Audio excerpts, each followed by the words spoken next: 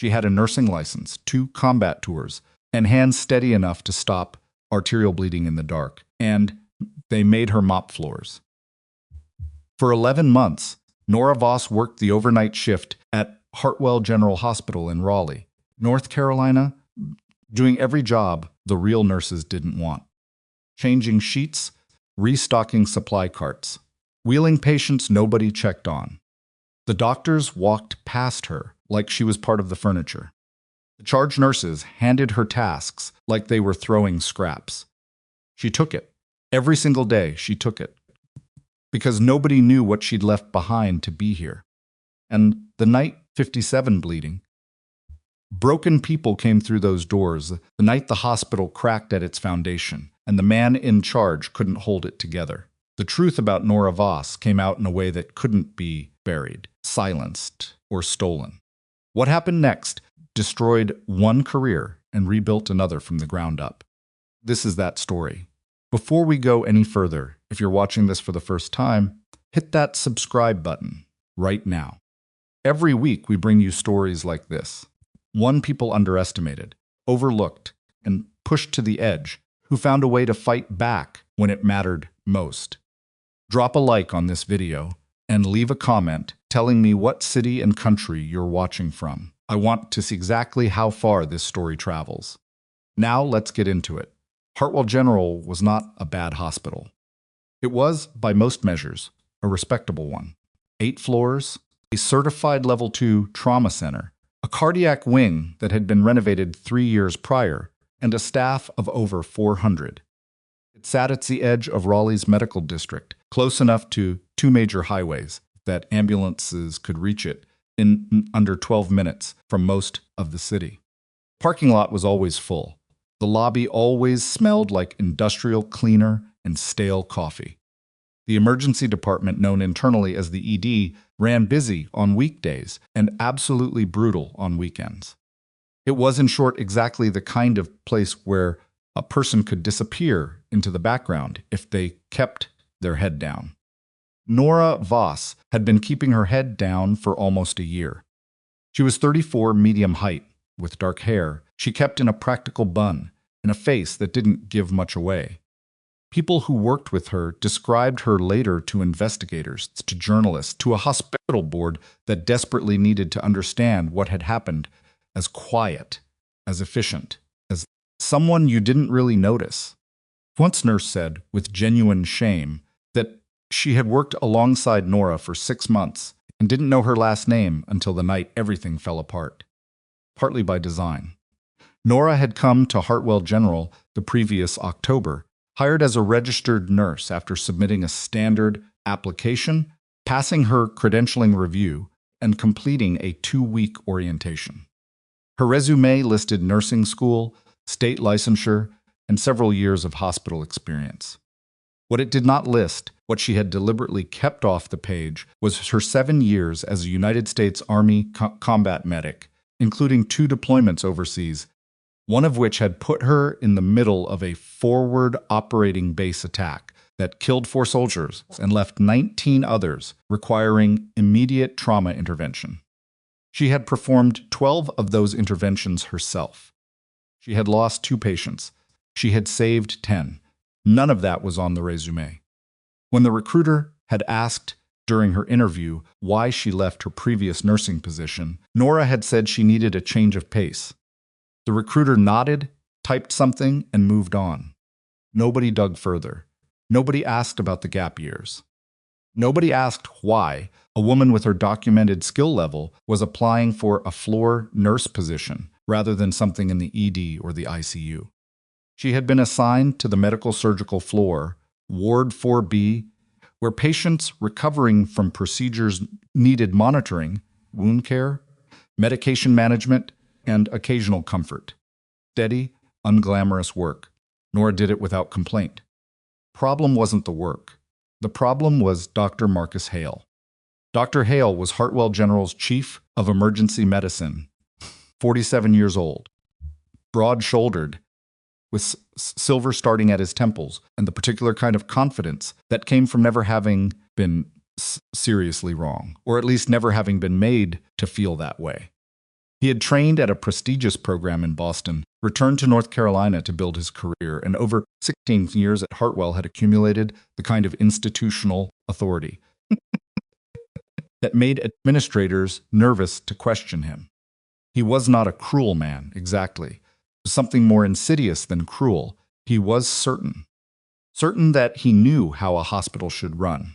Certain that the hierarchy existed for good reason. Certain that the people at the bottom of that hierarchy, the floor nurses, the aides, the staff who handled the physical, unglamorous work were there because they belonged there and not somewhere else. He had never said this to Nora's face.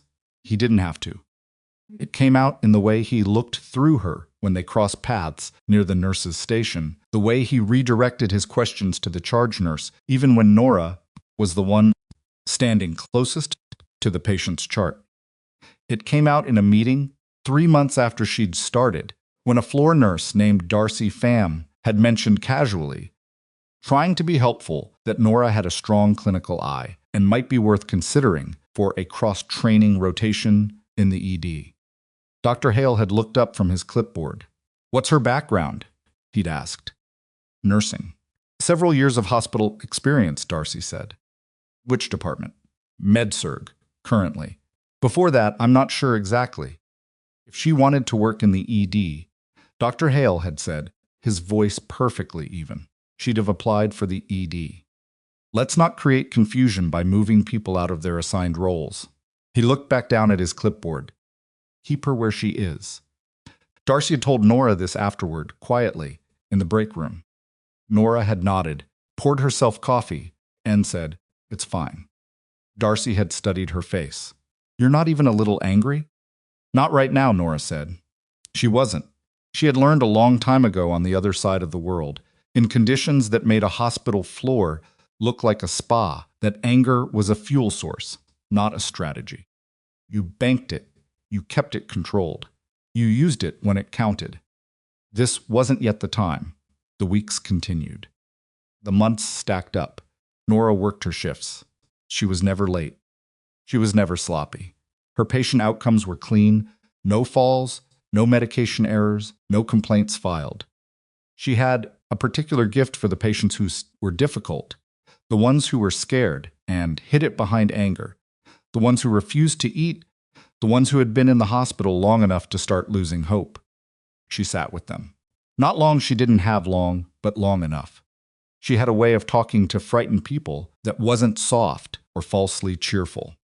It was simply direct, honest in a way that somehow managed to be kind at the same time. Several patients had asked to be assigned to her specifically. The charge nurse, Patricia Engel, had put this in Nora's annual review as a positive note. Then, almost as an afterthought, had added that Nora sometimes took longer than necessary on patient rounds and might benefit from working on efficiency. Efficiency. Nora had read the review, signed it, and put it in her folder. She had, at that point, administered emergency trauma care under enemy firepower at 2 a.m. with no power, no backup, and a tourniquet fashioned from a field jacket. But sure, efficiency. The night of November 14th began like any other overnight shift. The weather had been building for 2 days, a major storm system rolling in from the west, the kind that local meteorologists talked about in the tone they used when they actually meant it. High winds, heavy rain, temperatures dropping fast enough to turn wet roads icy before dawn. The city had issued advisories. Schools were preparing to close. Emergency services had gone to elevated staffing. Hartwell General had added personnel on paper.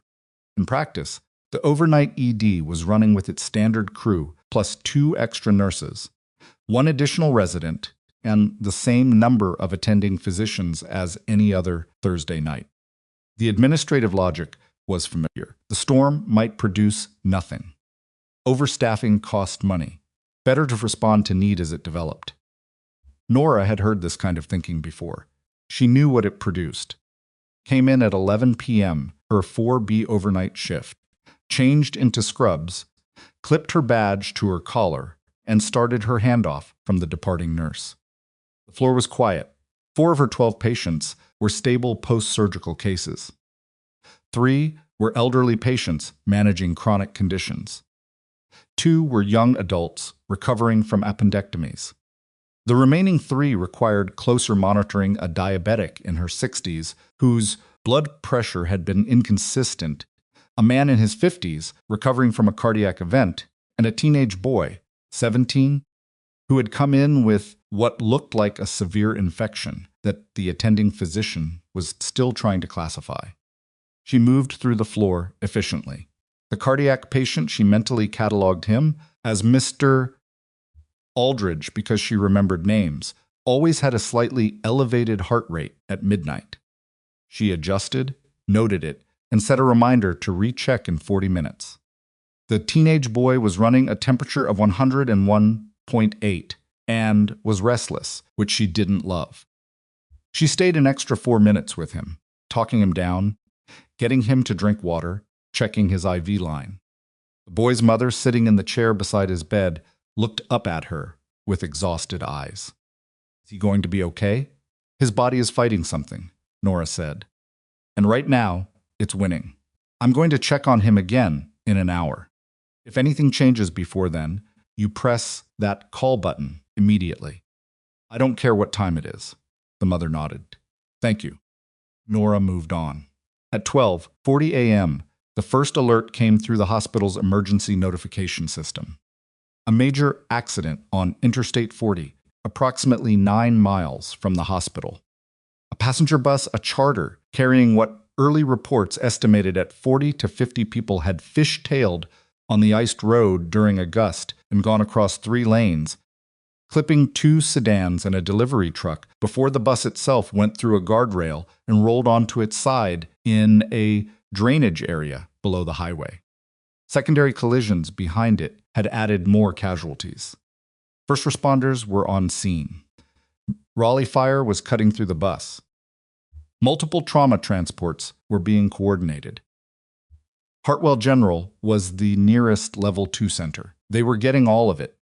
Nora heard the announcement over the hospital intercom and felt something shift inside her. Not panic, not dread, but the particular kind of clarity she had trained into herself over years of being in situations where falling apart was not an option. Finished the medication he was administering to Mr. Aldridge calmly, properly. No shortcuts documented it, and walked to the nurse's station on 4B. The charge nurse, Patricia, was already on the phone. He's tight. How many? Nora asked when Patricia hung up. Initial estimate is 57 patients, ranging from walking wounded to critical. Triaging at the scene, but most of them are coming here. Patricia pressed her hands flat on the desk. They're calling everyone in. The ED is already activating. What do they need from this floor? I don't know yet. I'm waiting on the supervisor. Patricia. Nora kept her voice level. What do they need? Patricia looked at her. They're going to need every available body in that ED. Nora nodded. Cover my floor. Mr. Aldridge needs his vitals, rechecked at 1:15. The Weston kid in room 9 fever patient, 17, watch him. His temperature was trending up. If it breaks 102, call the resident immediately. Don't wait. Nora, you're not assigned to. Cover my patients. Nora was already moving. Please. She didn't wait for permission. The emergency department at 1:04 a.m. looked like a photograph of a disaster in progress. The first ambulances had arrived. The walking wounded people who had been on the bus and walked away with lacerations, contusions, shock were being processed at intake. But the intake system was already straining because the staff hadn't fully absorbed yet that this wasn't going to slow down. Physical space of the ED had a certain capacity that, under normal mass casualty protocols, could be expanded by using overflow areas, hallways, procedure rooms. But that expansion required coordination, required someone to be directing traffic with a clear picture of the whole room in their head. Right now, nobody had that picture. Dr. Hale was there. She could see him near the central station, his voice raised, issuing commands that were being partially followed by a staff that was moving in too many directions at once.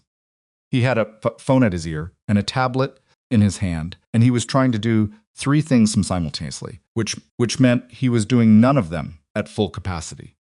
3 ambulances were backing into the bay. A 4th was already there. Paramedics unloading a gurney, a man in his 60s, neck brace, face covered in blood, calling out to whoever would listen. An ED nurse Nora barely recognized ran past her.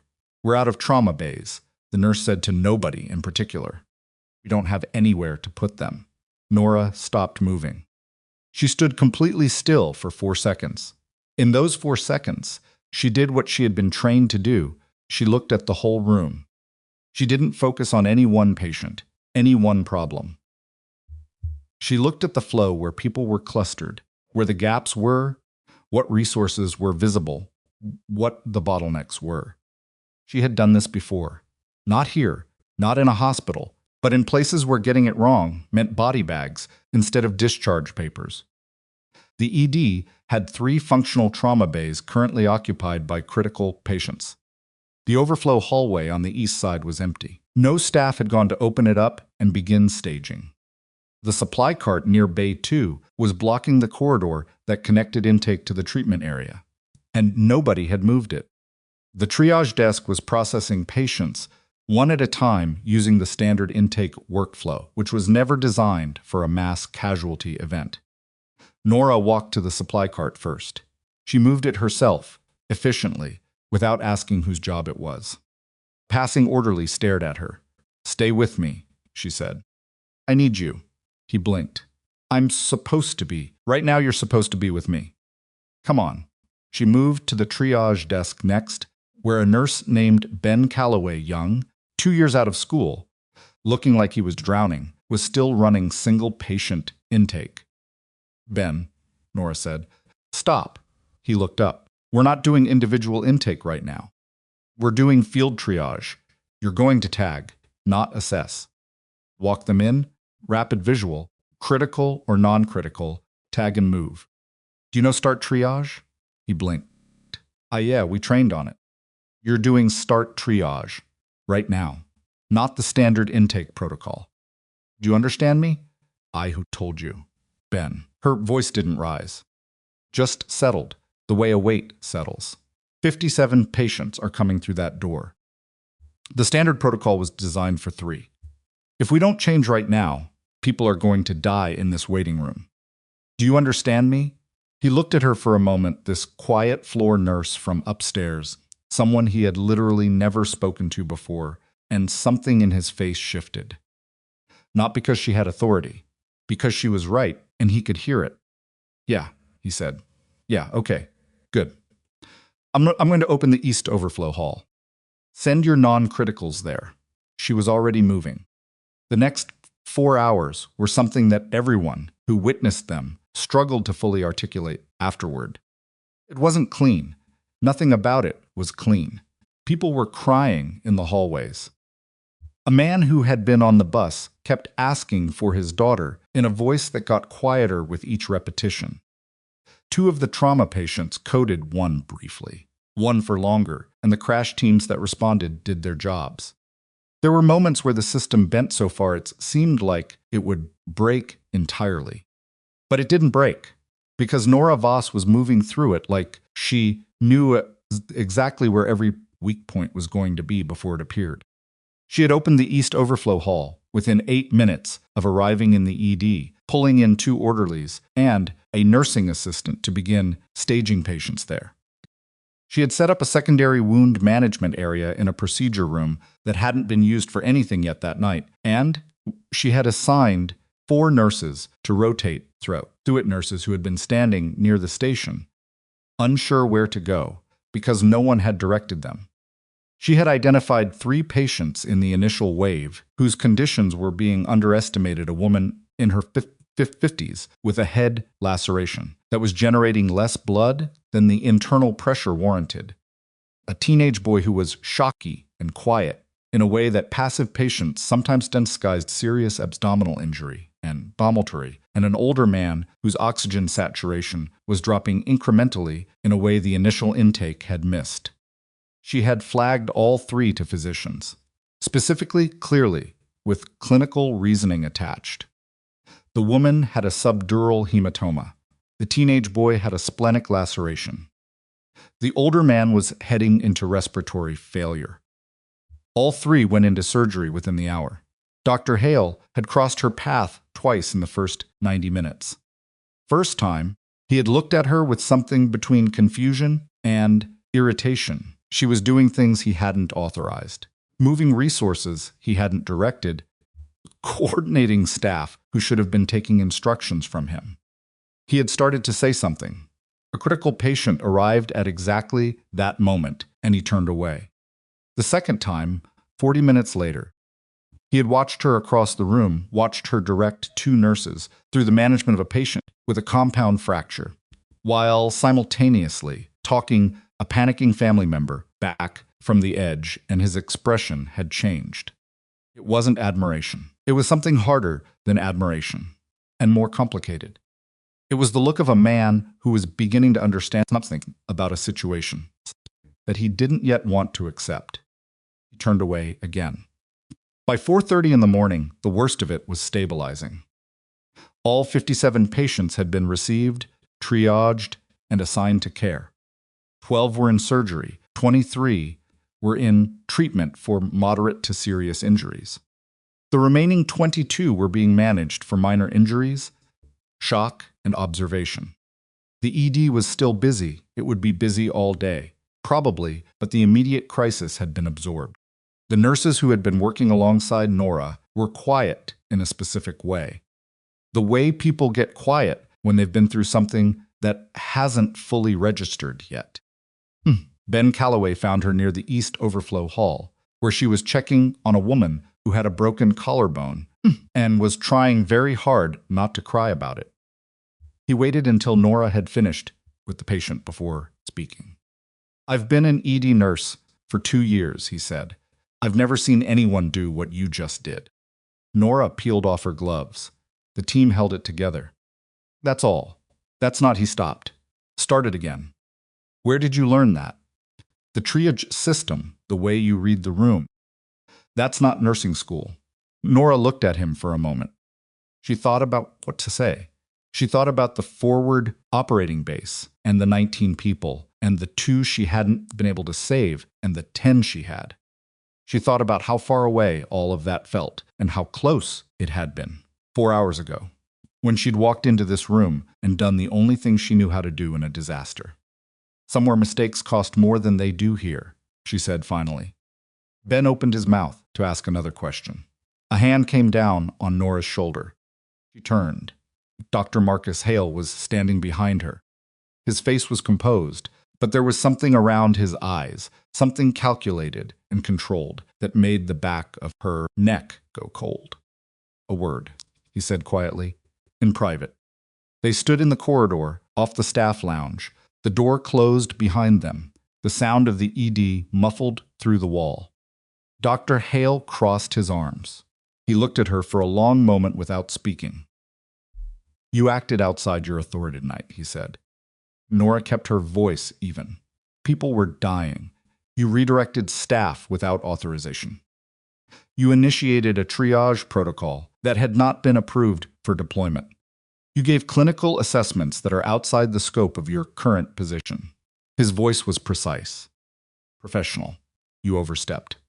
"I identified 3 patients who were being critically undermanaged," Nora said.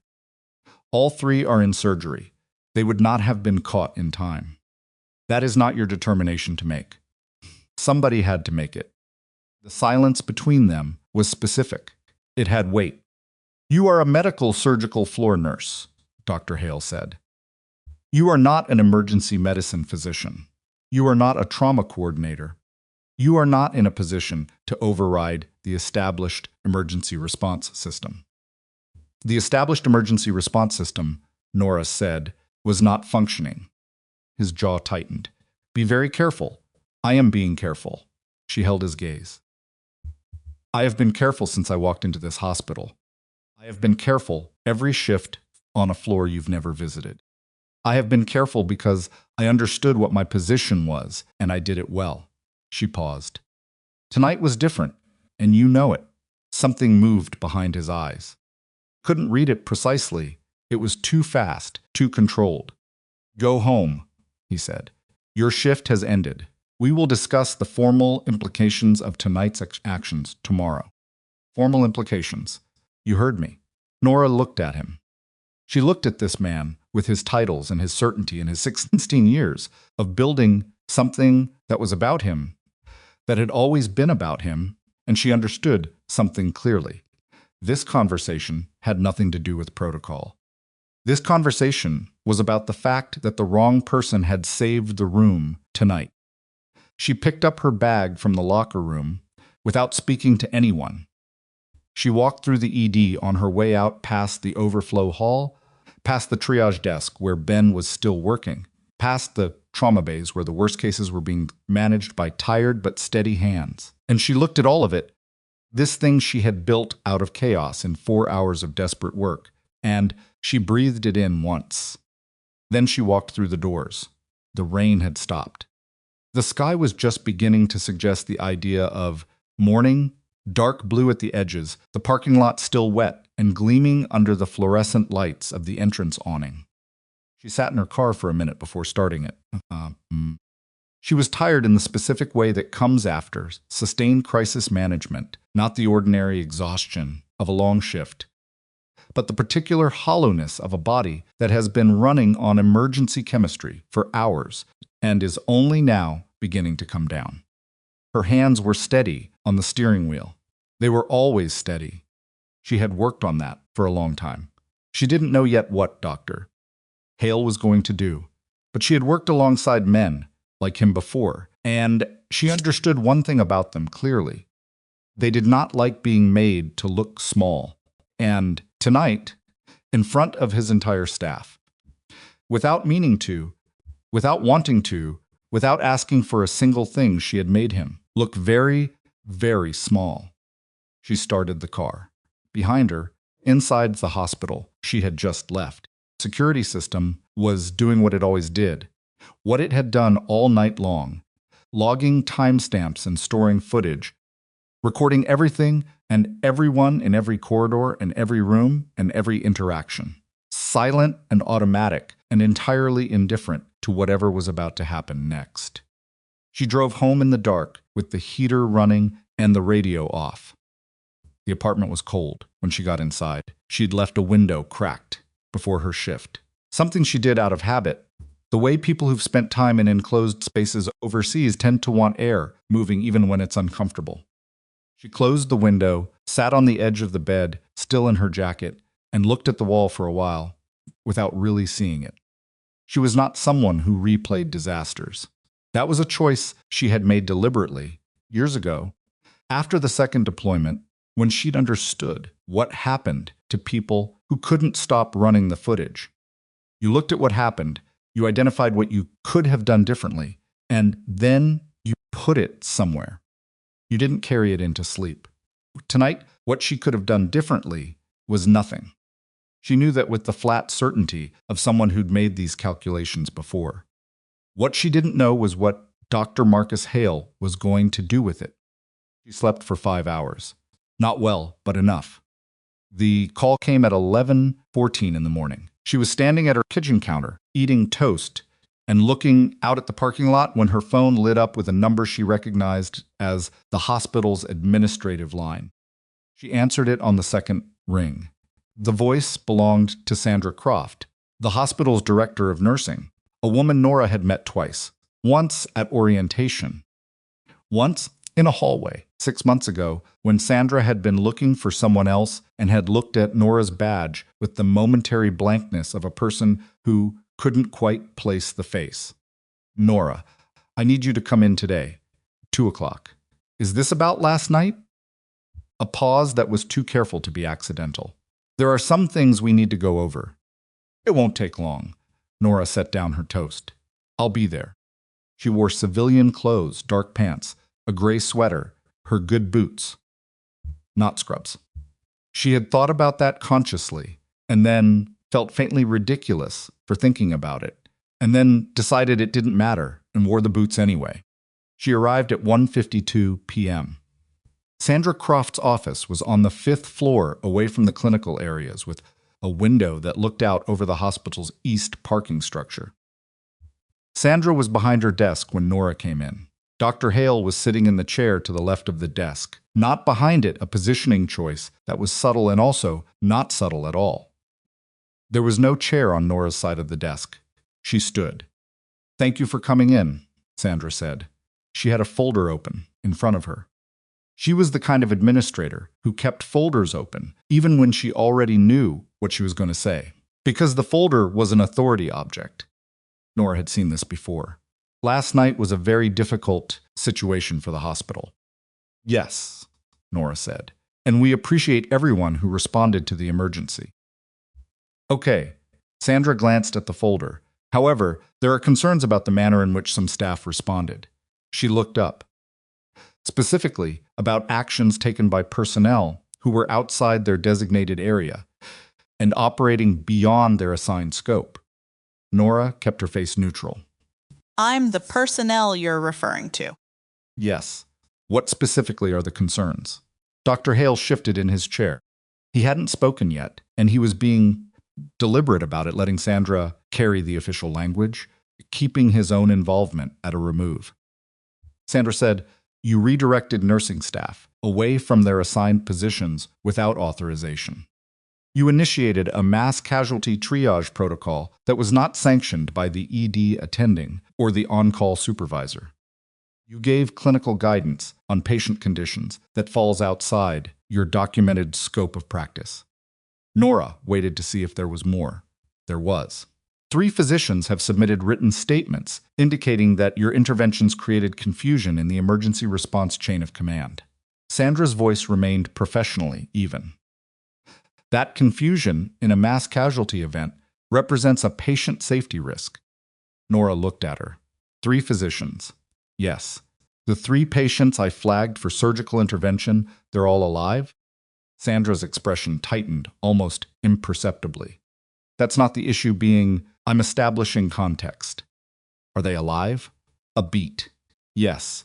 The East Overflow Corridor, the hospital has a protocol for opening that space in mass casualty events. The protocol requires authorization from the ED chief before minutes. The ED chief was managing 3 simultaneous critical patients and 2 phone calls when I made the call to open it. At that point, we had 11 patients in the waiting area with no assigned staging area and 4 more ambulances 2 minutes out." Nora's voice didn't rise. "I didn't open it to circumvent authority. I opened it because people needed somewhere to go." The room was quiet. Dr. Hale spoke for the first time. His voice was measured and carried the particular authority of someone who had spent his career being listened to. "Nora, I understand that your instincts last night were coming from the right place. But the issue isn't intent. It's process. This hospital has systems. Those systems exist for a reason. When individuals decide on their own to override those systems, no matter how good their instincts are, it creates liability, it creates confusion, and it creates a dangerous precedent." Nora looked at him directly. "The systems failed last night. That's a characterization, not a fact. 12 patients were under-triaged in the first 20 minutes. I have the intake timestamps if you want to see them." She didn't raise her voice. She never raised her voice in rooms like this. Those aren't characterizations. They're documented. Something moved through Dr. Hale's eyes, a flicker of something that looked like recalculation, quickly controlled. Sandra cleared her throat.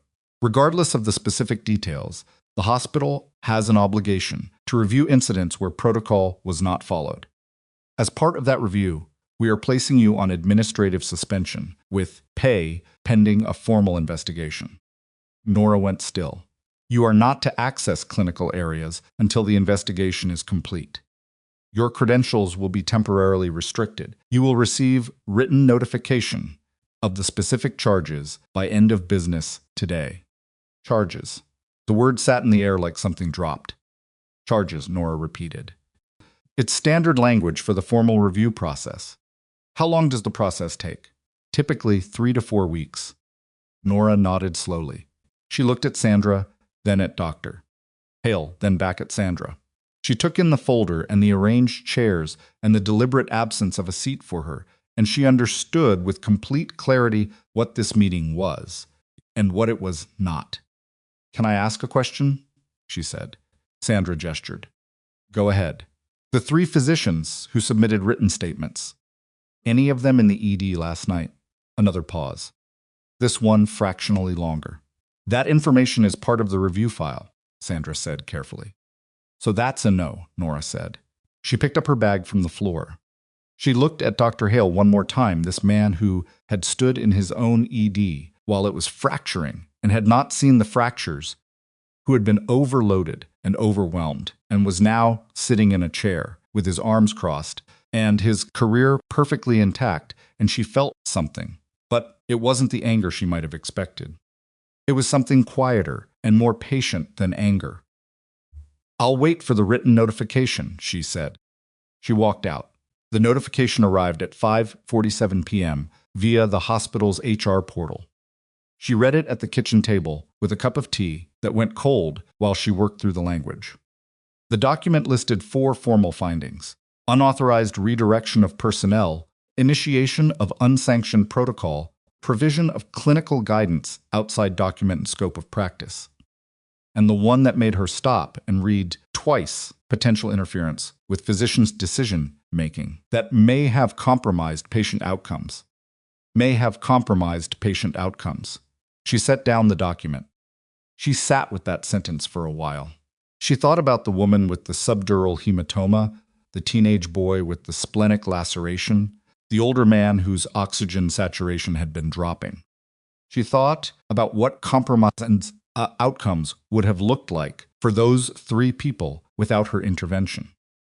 Then she thought about who wrote that sentence and what they needed it to mean. She picked up her phone and called the one person she trusted in that building. Darcy Pham answered on the 3rd ring, voice low, clearly, somewhere she couldn't speak freely. "Hey, you heard. The whole floor heard. Nora, I'm so sorry." "Don't be sorry yet." Nora's voice was steady. "I need to ask you something. Security footage from last night, the ED cameras, the overflow hall, the triage desk. Is that stored on the hospital's internal system?" Pause. "Yeah, it goes to the security office. Why?" "How long do they keep it?" "I think 30 days? Maybe 60. I'm not sure." "Okay." Nora was quiet for a moment. "Don't get involved in this, Darcy. Don't put yourself in the middle of it. Can't just let them—" "I'm not letting them do anything." She paused. "I just need to be careful about how I respond. That's different." After she hung up, she sat at the table for a long time. She wasn't a lawyer. She didn't have connections in hospital administration. She didn't have the kind of institutional relationships that Dr. Hale had built over 16 years. She was a floor nurse on suspension with a formal review file that had been very carefully constructed to tell a particular story about last night. But she knew 2 things. She knew what she had done and how she had done it. And she knew that hospitals had cameras everywhere. The next 3 days were strange. She had never been good at stillness since she'd come home from the 2nd deployment and discovered that a quiet apartment and no immediate problems to solve was somehow harder than the alternative. She ran in the mornings, long routes through the November cold, and she cooked actual meals because it gave her hands something to do, and she read a book she'd been meaning to read for 2 years and absorbed almost none of it. On the 2nd day, Ben Calloway texted her. She didn't have his number, he'd gotten hers through Alzarcy, which she noted and didn't mind. The message was short, heard what happened. "For what it's worth, I know exactly what went on in that ED last night. If anyone asks, I'll say so."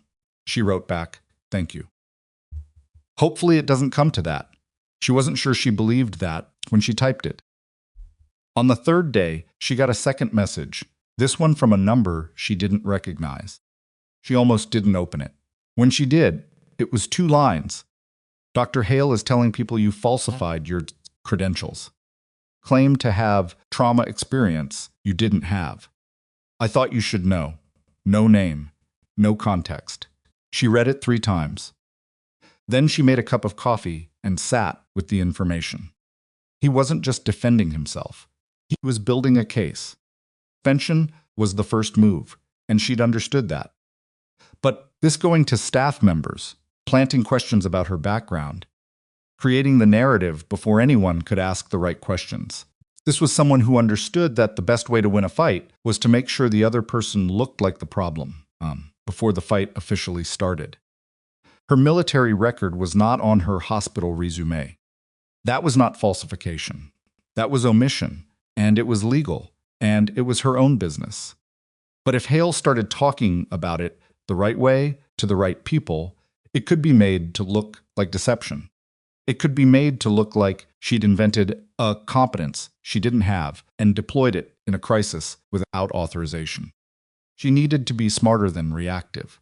She found an employment attorney named Jerome Adler through a referral from someone she'd gone to nursing school with. He was 58, direct, and had spent 20 years in healthcare employment law. Called his office on a Thursday morning and got him directly, which she took as a reasonable sign. She explained the situation in 10 minutes, clearly, without dramatizing it. When she was done, there was a brief silence. The footage, Jerome said. You said the hospital has cameras throughout the ED. Throughout the building? Yes. And you haven't been given any indication that it's been reviewed as part of the formal investigation? No. Have you formally requested access to it as part of your own response to the investigation findings? She hadn't. She'd thought about it, but she hadn't. No. That's the first thing we do, Jerome said. You submit a formal written request for review of all security footage from the ED and adjacent areas between the hours of midnight and 6 a.m. on November 15th. You make the request directly to the hospital's legal office, not HR. You see the state nursing board. He paused. The moment you make that request, they have an obligation to preserve that footage as potential evidence. If they fail to do that, it becomes a very different problem for them. Nora was quiet for a moment. You think they might delete it? I think organizations under pressure sometimes make decisions about what to preserve and what to let expire. 30 days goes fast. I think you don't want to find out the hard way. She filed the request that afternoon, following Jerome's template word for word. She sent it to the hospital's legal office. She CC'd the nursing board, and she sent a copy to the State Health Department's complaint division as well, because Jerome had suggested it and she trusted his instincts. She did not hear back that day, or the next. On the 6th day after her suspension, she drove past the hospital without planning to. She'd been on a longer run than usual, legs loose, November air cold enough to see her breath. Her route had taken her through the medical district without her consciously planning it, and she'd found herself slowing on the sidewalk across from the main entrance of Hartwell General, looking at the building in the mid-morning gray. A news van was parked near the entrance. She almost kept moving.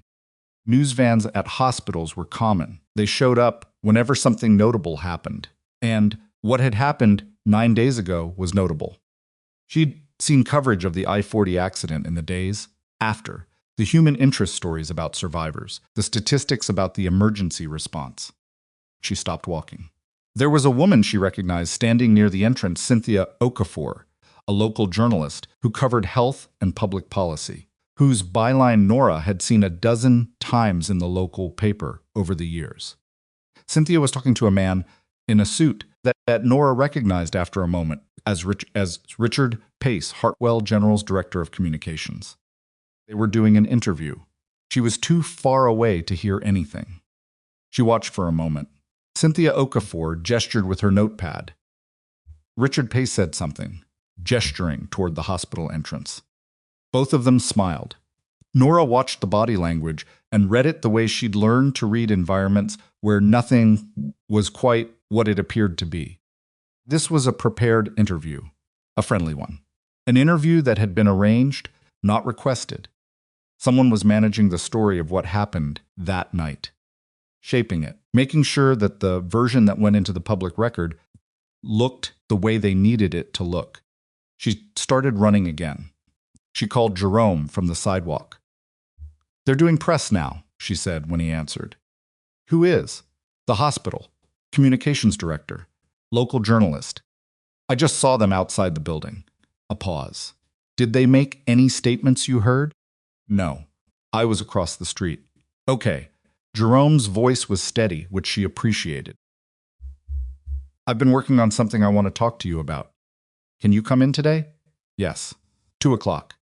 Jerome's office was in a low building downtown. Nothing impressive, the kind of place that made her trust him more rather than less. He was heavier than she'd imagined from his voice, with reading glasses that sat crooks on his face, and a desk that was organized in a way that looked chaotic, but probably wasn't. He handed her a folder when she sat down. "3 things, he said. "First, the hospital responded to your footage request this morning. They've acknowledged receipt and confirmed the footage is being preserved." She nodded. "That's something. It's significant. It means they're taking the legal exposure seriously. They know that footage exists, and now they know that you know it exists and that it's been flagged for the nursing board." He settled back. "Second thing, the formal investigation committee. They've added 2 external reviewers, independent, from the state health system." She sat forward slightly. "That's not standard." "No, it's not. My read is that someone on the board or in administration is nervous about the internal review, looking too self-serving and wants cover." He looked at her over the glasses. "That's actually good for you. External reviewers don't have a stake in protecting Hale." "What's the third thing?" Jerome opened his laptop, turned it so she could see the screen. It was a news article, published that morning, under Cynthia Okafor's byline. The headline read, "Hartwell General's emergency response hailed as model for mass casualty events." Nora read the first few paragraphs. Dr. Marcus Hale was quoted extensively. He described the hospital's emergency protocols as battle-tested. He described the response to the I-40 accident as a demonstration of coordinated leadership and team excellence. He used the phrase "our team" 11 times. He was described as the architect of the mass casualty response. His name appeared in the article 9 times. Nora's name did not appear at all. She read to the end. She looked up at Jerome. "He gave the interview," she said. "Published this morning, before we'd received any official response to your footage request." Jerome closed the laptop, establishing the narrative, formally, publicly, with quotes on the record. Nora looked at the desk between them for a moment. She thought about 57 coming through those doors. She thought about the East Overflow Corridor, Ben Calloway and Start Triage, and Ben Calloway and Start Triage, and the 3 patients who'd gone into surgery because she'd caught what the initial intake had missed. She thought about the word architect. "What are our options?" she said. "Several." Jerome folded his hands. "We can respond through formal channels, the investigation, the nursing board complaint, the footage request. That's the slow path. Solid, defensible, but slow." He paused. "We can also make a counterstatement, on record, with specifics." Cynthia Okafor. She reported what she was given. If you give her something different, something more accurate, she has an obligation to report that too. Journalists don't generally enjoy being used as a PR vehicle for one side of a story. Nora thought about this. She thought about the ways it could go wrong: a public dispute, the hospital's legal team getting involved, the story becoming about the conflict rather than the facts. She thought about the footage sitting in the hospital's security system. Timestamped, uneditable, recording everything she had done and when she had done it, in front of cameras that didn't know who to protect. "Not yet," she said. Jerome raised an eyebrow. "No? Not until I know what's on that footage. Not until I know exactly what they're looking at." She looked at him steadily. "Footage shows what I know it shows. I don't need a counterstatement." Footage is the counterstatement. Jerome was quiet for a moment. Then he nodded slowly, with the particular respect of someone who has learned to recognize when a client knows exactly what they're doing. The investigation review is scheduled for 3 weeks from now, he said. External reviewers will have access to all documentation, including security footage, in advance. 3 weeks, Nora said. 3 weeks. She stood up, picked up her bag.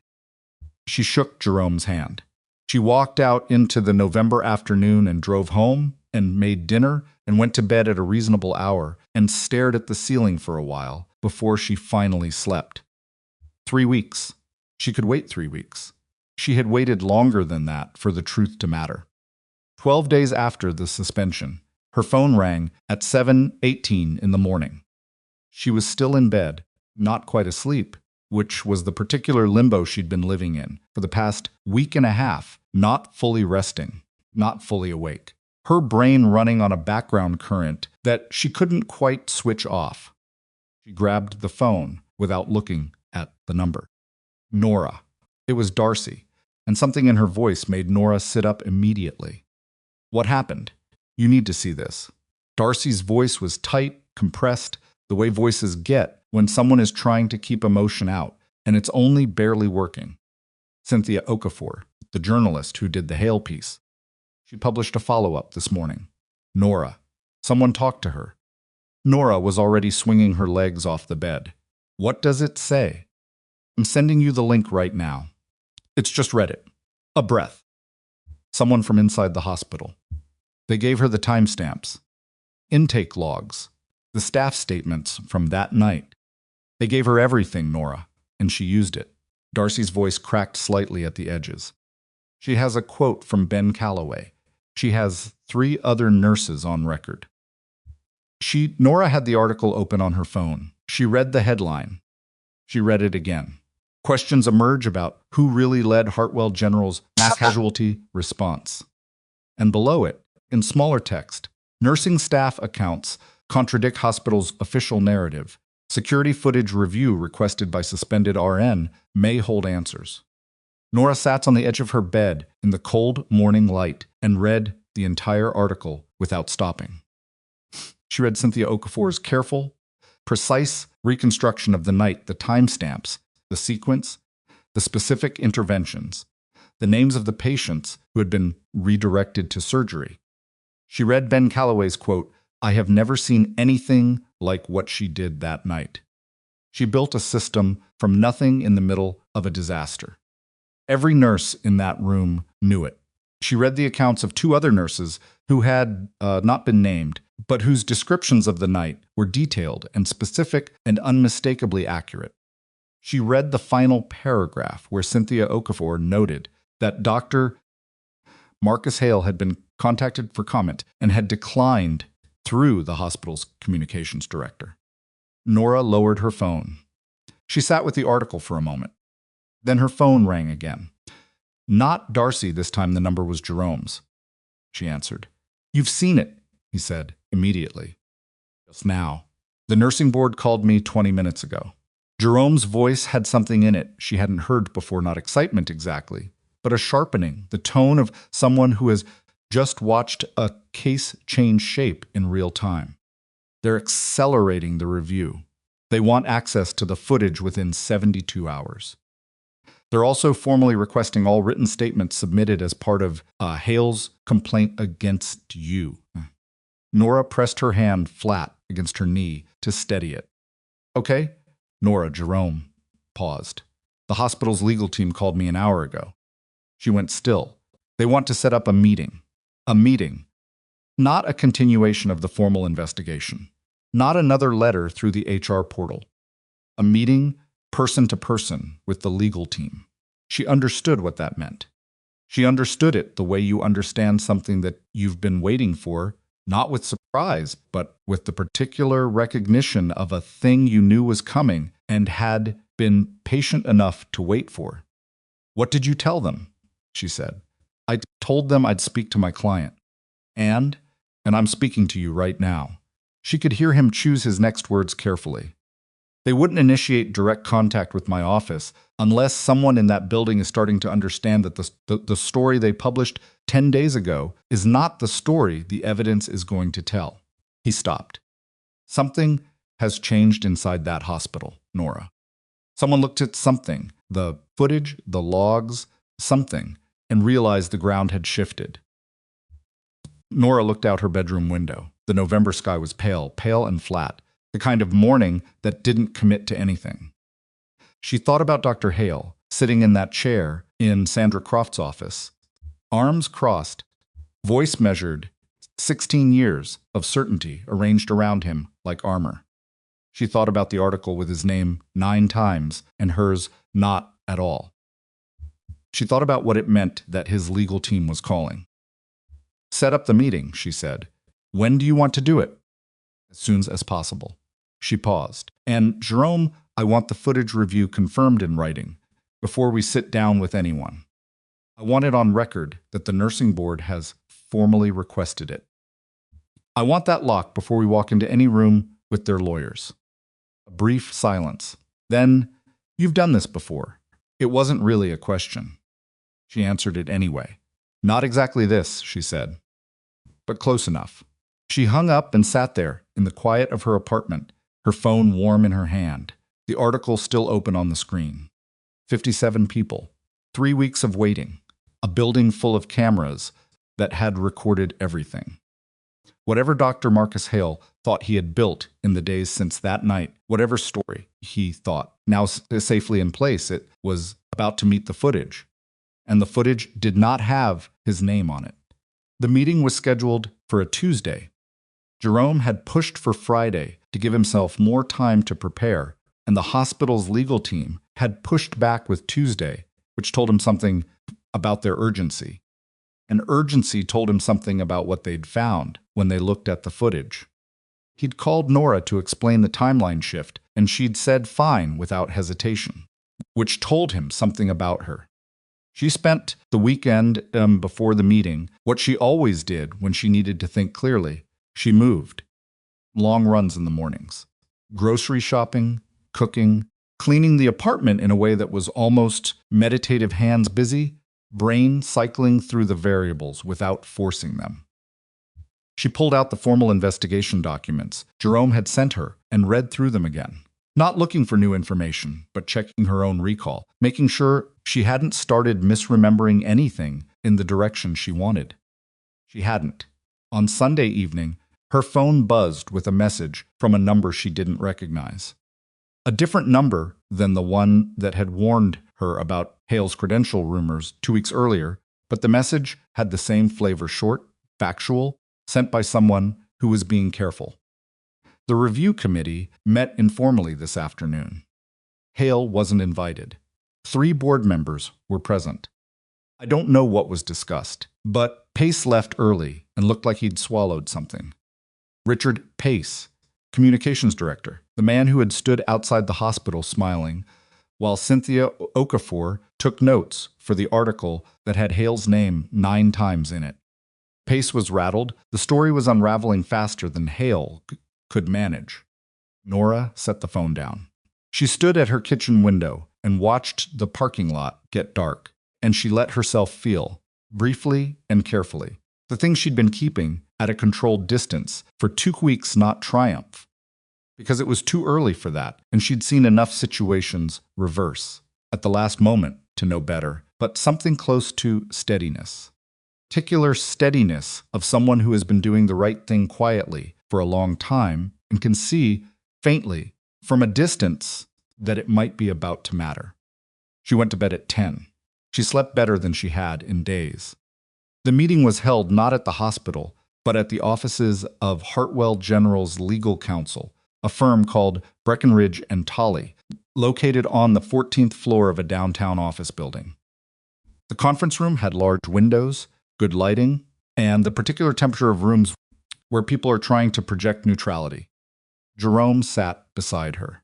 Across the table were 2 attorneys from Breckenridge and Tolley, a woman named Margaret Voss, senior partner, and a younger man who took notes without being introduced, and, to Nora's measured surprise, Sandra Croft. Not Hale. Sandra. That was information. Margaret Voss opened without preamble. "Thank you for coming in. We wanted to have a preliminary conversation before the formal review proceeding, which, as you know, has been moved to Thursday. She had a composed, professional manner that wasn't quite warm and wasn't quite cold. The hospital takes the investigation seriously, and in reviewing the available documentation, some questions have arisen that we'd like to address directly. Jerome said, "What kind of questions?" Questions about the sequence of events on the night of November 14th and 15th. Margaret opened her own folder thicker than Sandra's had been 2 weeks ago. Specifically, questions about the timeline of the emergency response and the actions taken by various personnel during the mass casualty event.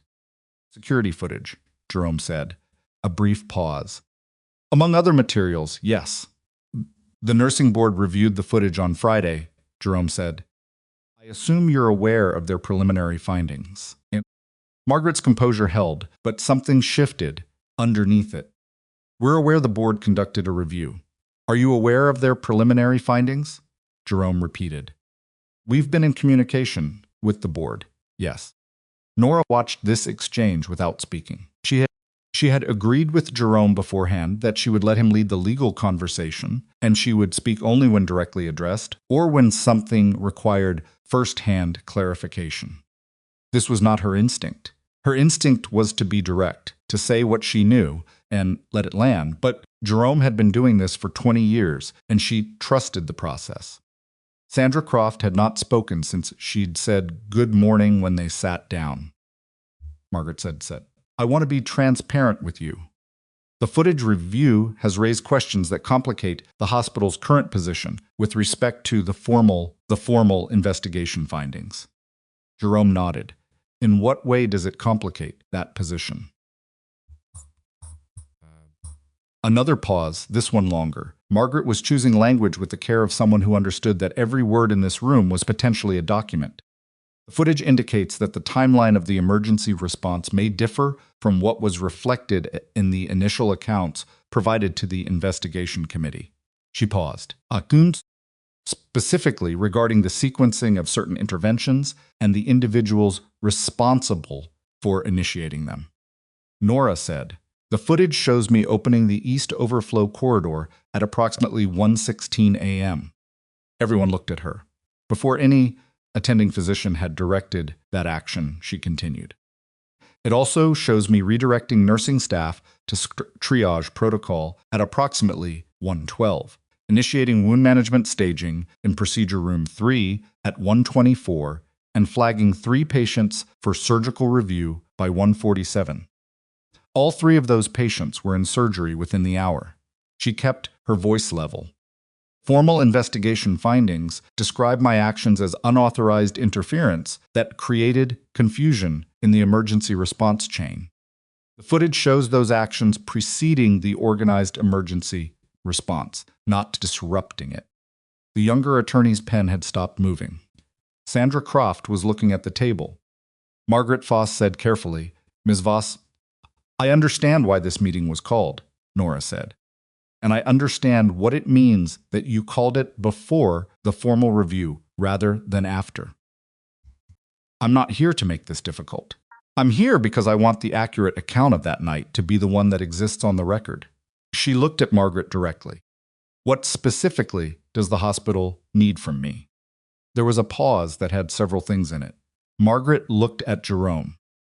Jerome looked at Nora with the slight expression of a man who had told her she could let him lead and was now watching her do exactly what she'd agreed not to do, but was also, possibly, not entirely displeased by how it had landed. We'd like to discuss the hospital's position on the formal investigation findings, Margaret said. Specifically, whether those findings accurately reflect the events of November 14th. They don't, Nora said. Another pause. We're prepared to acknowledge that, Margaret said.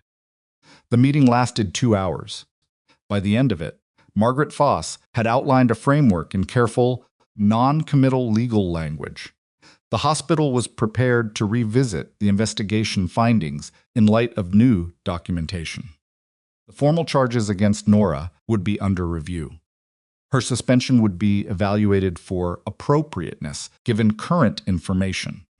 The hospital was not at this stage, prepared to make any specific commitments, but they were prepared to enter a good faith dialogue.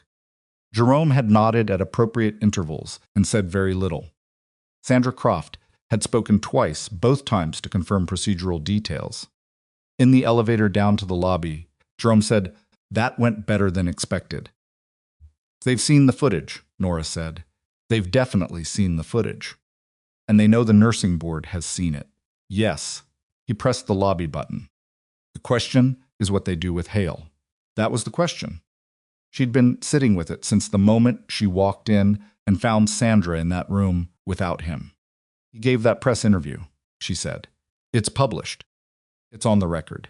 Yes, they can walk back the investigation findings. They can reinstate me. But they can't unpublish an interview where he described himself as the architect of the response." She looked at the elevator doors. Did that without institutional cover. "That's going to matter."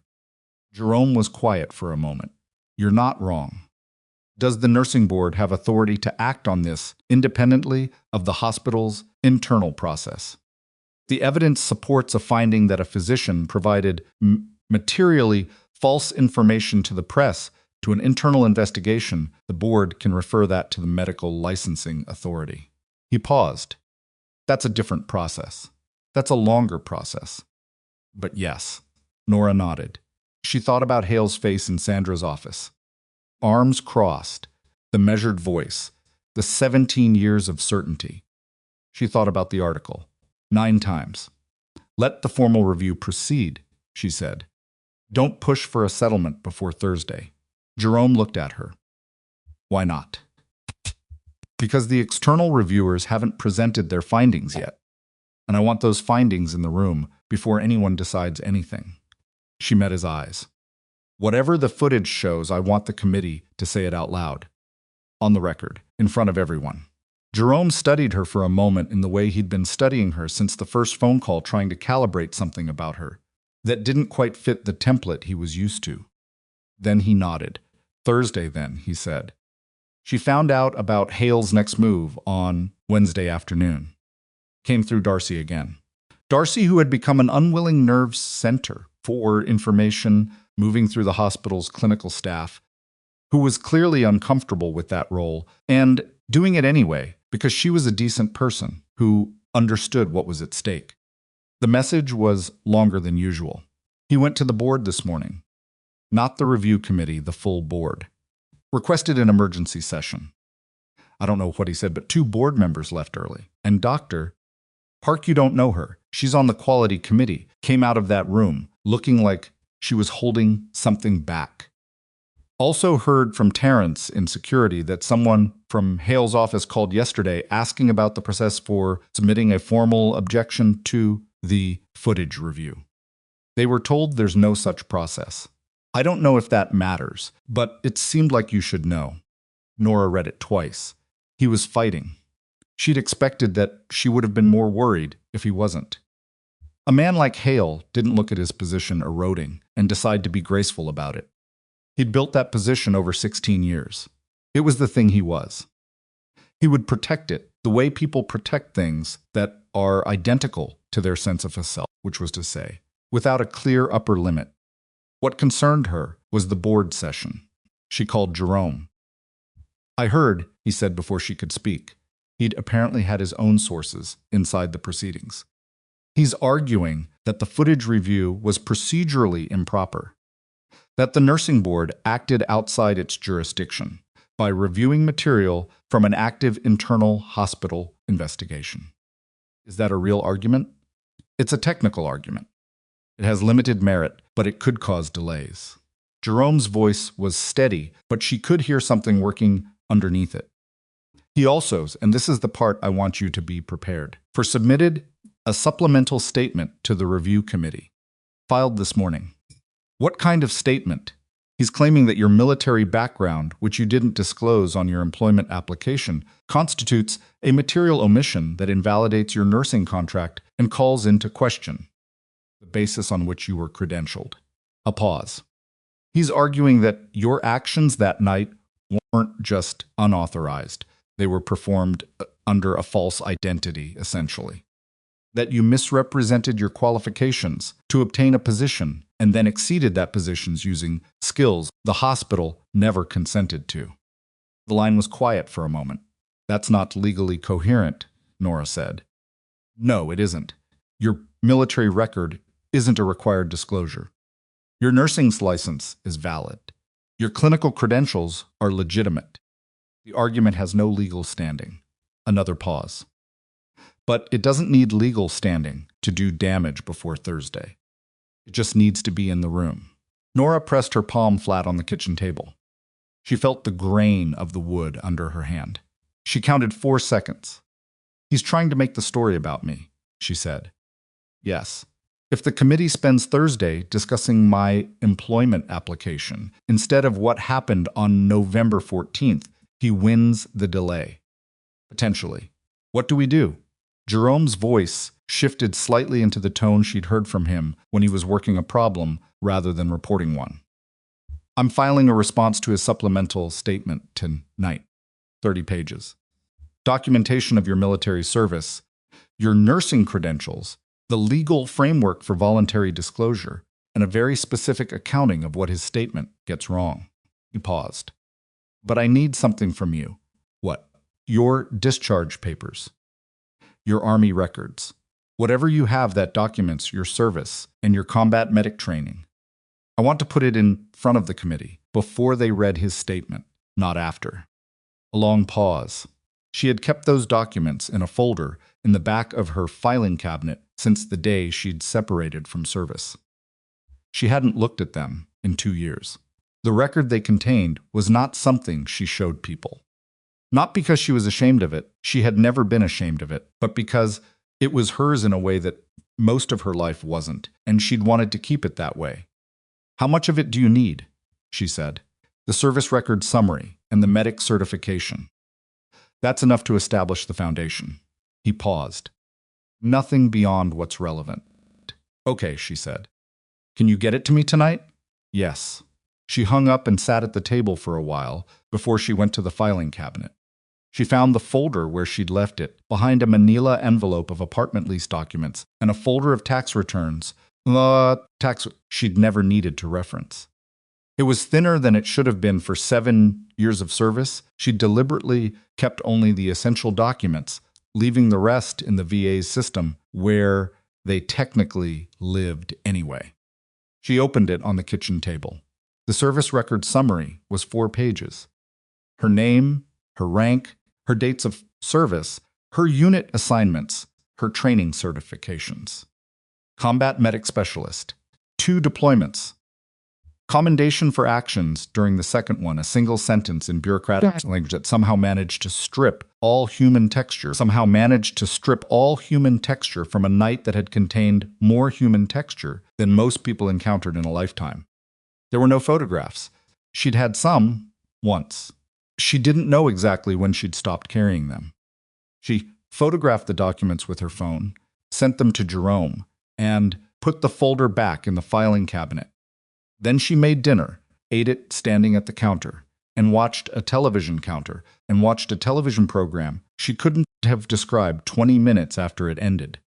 Thursday arrived the way important days do ordinary in every surface detail, which somehow made the texture of it sharper rather than duller. She woke at 6. The sky was doing its pale November thing. She showered, dressed in the same dark pants and gray sweater she'd worn to Breckenridge and Tolly, and drove to the hospital. The formal review was held in the hospital's 3rd-floor conference center, a larger room than Sandra Croft's office, with a long table and seating for 12. The external reviewers were already present when Nora and Jerome arrived, 2 of them, a woman named Dr. Adrian Farr from the State Health System's Quality Oversight Division, and a man named Walter Steed, a former hospital administrator who had spent the past decade doing independent credentialing reviews. The hospital was represented by Margaret Voss and Sandra Croft. 3 members of the board were present as observers. A court reporter sat at the end of the table with a machine that would record every word. Dr. Hale came in 2 minutes after Nora sat down. He was in his white coat. She hadn't seen him since the meeting in Sandra's office, and she noted, with the detached attention she gave to environmental details, that he looked like a man who had not been sleeping well. There were shadows under his eyes that weren't there before. His posture was still controlled, but something underneath it had shifted, something that looked very much like the particular tension of a person who is working very hard at looking fine. He did not look at her when he entered. He sat at the far end of the table and opened his folder. Dr. Adrienne Farr opened the session. She had a deliberate, methodical manner, the kind that came from years of sitting in rooms exactly like this one, where the facts were disputed and the stakes were real, and everyone on every side of the table had a version of the truth they were committed to. This formal review has been convened pursuant to a complaint filed against registered nurse Nora Voss regarding actions taken on November 14th and 15th at Hartwell Hospital during a mass casualty event. She looked around the table without lingering on anyone. The committee has reviewed the formal investigation findings, supplemental statements from multiple parties, staff accounts, intake documentation, and security footage from the relevant time period. We will hear from both parties this morning before presenting preliminary findings. Jerome leaned slightly toward Nora and said, very quietly, "They've already formed preliminary findings." She'd caught that too. Preliminary findings meant they'd already looked at everything and drawn initial conclusions. Today was confirmation, not discovery. The hospital's counsel went first. Margaret Voss presented the original investigation findings, acknowledged the questions raised by subsequent documentation review, and framed the hospital's position as one of ongoing fixed conclusion rather than NAR. It was careful language, the language of an institution that was trying to find its way to a revised position, without explicitly admitting what the original position had cost. Then Jerome presented Nora's response. He was precise and thorough, the timeline from the security footage, the intake logs, the surgical records, the staff accounts. He addressed Hale's supplemental statement on the military disclosure directly, citing 4 separate precedents establishing that voluntary disclosure of prior service is not a condition of nursing licensure, and that the absence of such disclosure on an employment application does not constitute misrepresentation. Placed Nora's military service documentation on the table. He did not dramatize it. He simply put it there. Doctor. Farr reviewed it without expression. Walter Steed made a note. Then Dr. Hale spoke. He was good at it. That had to be acknowledged. He was a skilled speaker, controlled and articulate, with the particular confidence of someone who had spent decades being the authority in the room. He presented his version of the night in terms that were internally consistent, that didn't contradict anything that could be directly verified, and that positioned his concerns about Nora's actions as patient safety concerns rather than turf protection. My issue was never with Ms. Voss personally, he said. My concern was, and remains, that a mass casualty response requires clear command structure. When individuals outside the established chain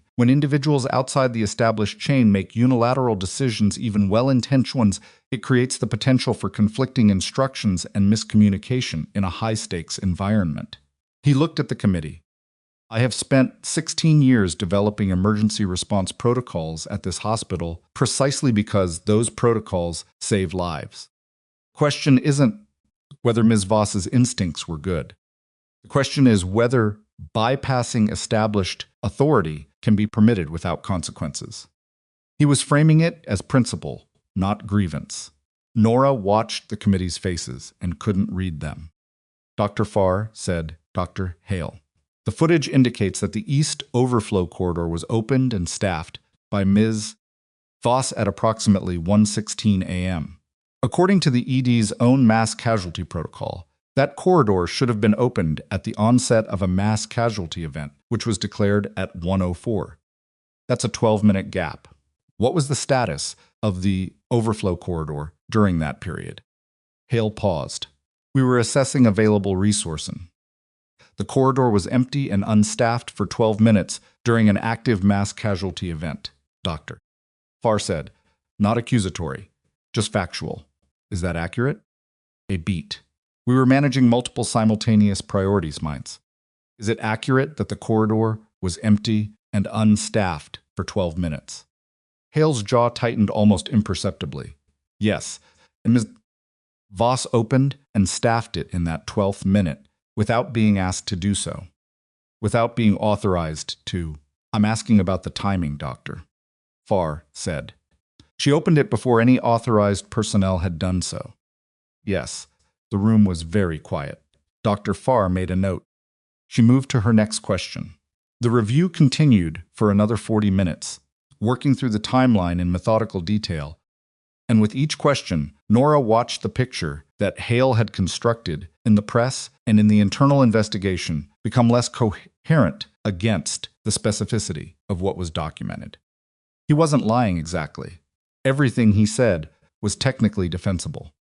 But the footage was not technically defensible and not technically malleable. And when Dr. Farr put a timestamp on the screen and asked who was visible at that timestamp doing what, the answer was not. The answer the investigation report had implied. 3 times in the next 40 minutes, Hale said a version of the footage doesn't capture the full context. 3 times, Walter Steed noted it. The committee broke for 30 minutes to confer. Nora stood in the hallway outside the conference room and drank bad coffee from a paper cup and looked out a window at the parking structure and felt the particular pressure of waiting, the kind that comes when you've done everything you can do, and the outcome is now in someone else's hands. Jerome stood beside her. He didn't fill the silence with optimistic predictions, which she appreciated. Hale had gone to a different section of the hallway. She could see him from the corner of her eye, standing with Margaret Voss, speaking quietly, his posture still controlled, but the quality of it different now. Less settled, more maintained.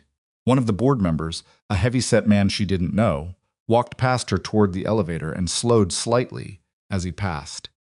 He didn't say anything. He looked at her for a moment, not with recognition exactly, but with something that might have been assessment, and then continued to the elevator. She didn't know what that meant. She cataloged it and moved on. At the 32-minute mark, the committee returned. Everyone took their seats. Dr. Adrienne Farr placed her folder on the table and folded her hands on top of it. The committee has reviewed all available documentation, including security footage, intake records, staff accounts, and formal statements from both parties. Her voice was clear and unhurried. We have reached preliminary findings, which will be formalized in a written report within 10 business days. Nora kept her hands still in her lap. With respect to the formal investigation findings against registered nurse Nora Voss, specifically the findings of unauthorized personnel redirection, unsanctioned protocol initiation, and out-of-scope clinical guidance, the committee finds that those findings are not supported by the documentary evidence. She paused. The security footage and intake documentation indicate that Ms. Voss's actions preceded, rather than disrupted, the organized emergency response. They further indicate that her interventions, including patient flagging for surgical review, were clinically appropriate and time critical. The room was quiet in the way rooms get when something is settling. The committee recommends the immediate withdrawal of all formal investigation findings against Ms. Bisturi Voss, the reinstatement of her clinical credentials and hospital access, and the expungement of the suspension from her employment record. Dr. Farr looked up from her folder. The committee further finds that the subtle statement submitted by Dr. Hale regarding Ms. Voss's employment application contains material inaccuracies and does not establish grounds for any adverse action against her. Nora heard Jerome exhale beside her controlled, just barely audible. Dr. Farr continued. With respect to the accounts provided to the External Review Committee and to the media regarding the events of November 14th and 15th, the committee notes significant discrepancy between those accounts and the documented evidence. These discrepancies will be referred to the hospital's board of directors and to the state medical licensing authority for independent review. The room had a particular quality now, not silence exactly. The court reporter's machine was still going. Someone was shifting in their chair, but a kind of held breath. Nora looked at Hale. He was looking at the table. His hands, she noticed, were flat on the folder in front of him, pressing down in the way hands press down when they need something solid to push against. Dr. Farr said, "Are there questions from either party before we conclude?" Jerome said, "No questions." Margaret Voss said, "No questions." Pause. Then Hale's voice from the far end of the table. "I'd like to speak." Dr. Farr looked at him. "This is a findings presentation, Doctor." Hale. "The formal hearing process is concluded." "I understand." His voice was still controlled, still professional. But there was something underneath it now, something that was less certainty and more the sound of a man deciding in real time what kind of person he was going to be in this moment. I want to say that the events of that night were more complicated than any documentation can fully capture, and I stand by my concern for established protocol. He paused. But I also recognize that the record as it currently exists does not reflect. He stopped. He stopped and looked at the table again, and Nora watched him from across the room and understood that he was standing at the edge of something. Not an apology. She didn't think he was capable of an apology in any form she would have recognized, but some smaller, harder acknowledgement that the story he'd been telling had run out of road. "I recognize," he said, more quietly, "that the record needs to be corrected." The room held still for a moment after that. Dr. Farr nodded once, made a note, and closed her folder. "This session is concluded. The committee thanks all parties for their cooperation." Chairs moved. People began gathering their things. Nora sat for a moment without moving. She was aware of Jerome beside her, aware of the board members filing out, aware of Sandra Croft near the door, speaking quietly to Margaret Voss. She was aware of Hale at the far end of the tables, still seated, not yet gathering his things. Stood. She picked up her bag. She was almost to the door when she heard footsteps behind her, not Hale's, someone else's, and a hand touched her arm, lightly, just enough to make her turn. It was Sandra Croft. Sandra was looking at her with an expression Nora couldn't quite categorize, not warm, not unfriendly, but with the particular weight of a person who has been carrying something they should have put down sooner. "I owe you an apology," Sandra said. Her voice was low enough that it didn't carry past the two of them. 2 weeks ago, for the meeting. Nora looked at her. "Okay, I knew—" Sandra stopped, started again. "I had concerns about the findings. Before today," she looked down briefly, then back up. "I should have said so. Why didn't you?" A pause. Not a deflection, an honest, the kind that precedes an honest answer that the person saying it doesn't feel great about. "Because it was easier not to," Sandra said. Nora considered that for a moment. "At least true. I appreciate you saying it," she said. She walked out of the conference room and into the hallway where the overhead lights were doing their flat fluorescent thing, and the hospital sounds the PA system. The distant elevator bell. The rolling of equipment carts had been going on all morning, exactly as they always did, indifferent to everything that had just happened in that room. Jerome caught up with her at the elevator. "That's as clean a result as I've seen from a review committee in a decade," he said. "It's not done yet." "No," he agreed. "The licensing referral is going to take time. And Hale's attorneys will—" The elevator opened. They stepped in. "He gave that interview," Nora said, 9 times. "Yes, they have the footage. They have the timestamps. They have the surgical records and the staff statements and the intake logs." She looked at the elevator doors as they closed. "His attorneys can slow the licensing process, but they can't make the footage say something different than what it says." Jerome was quiet for a moment. "What does it feel like?" he asked. "Right now. See." She thought about it honestly, like one thing finished and something else not started yet. He nodded, like that made sense to him. The elevator opened on the lobby level, walked toward the main entrance, and as they pushed through the glass doors into the November air, Nora's phone vibrated in her bag. Took it out. Unknown number. The message was 4 words. Board met this morning. She stopped walking. Jerome noticed. What? She read the 4 words again. She thought about the heavyset board member who had passed her in the hallway and slowed, sat almost imperceptibly, the look that wasn't quite recognition. She thought about what it meant that the board had apparently convened before the review committee had even finished presenting its findings. She thought about what kind of meeting gets called that fast, with that little lead time. She typed back a single word, and the 3 dots appeared. Disappeared. Appeared again.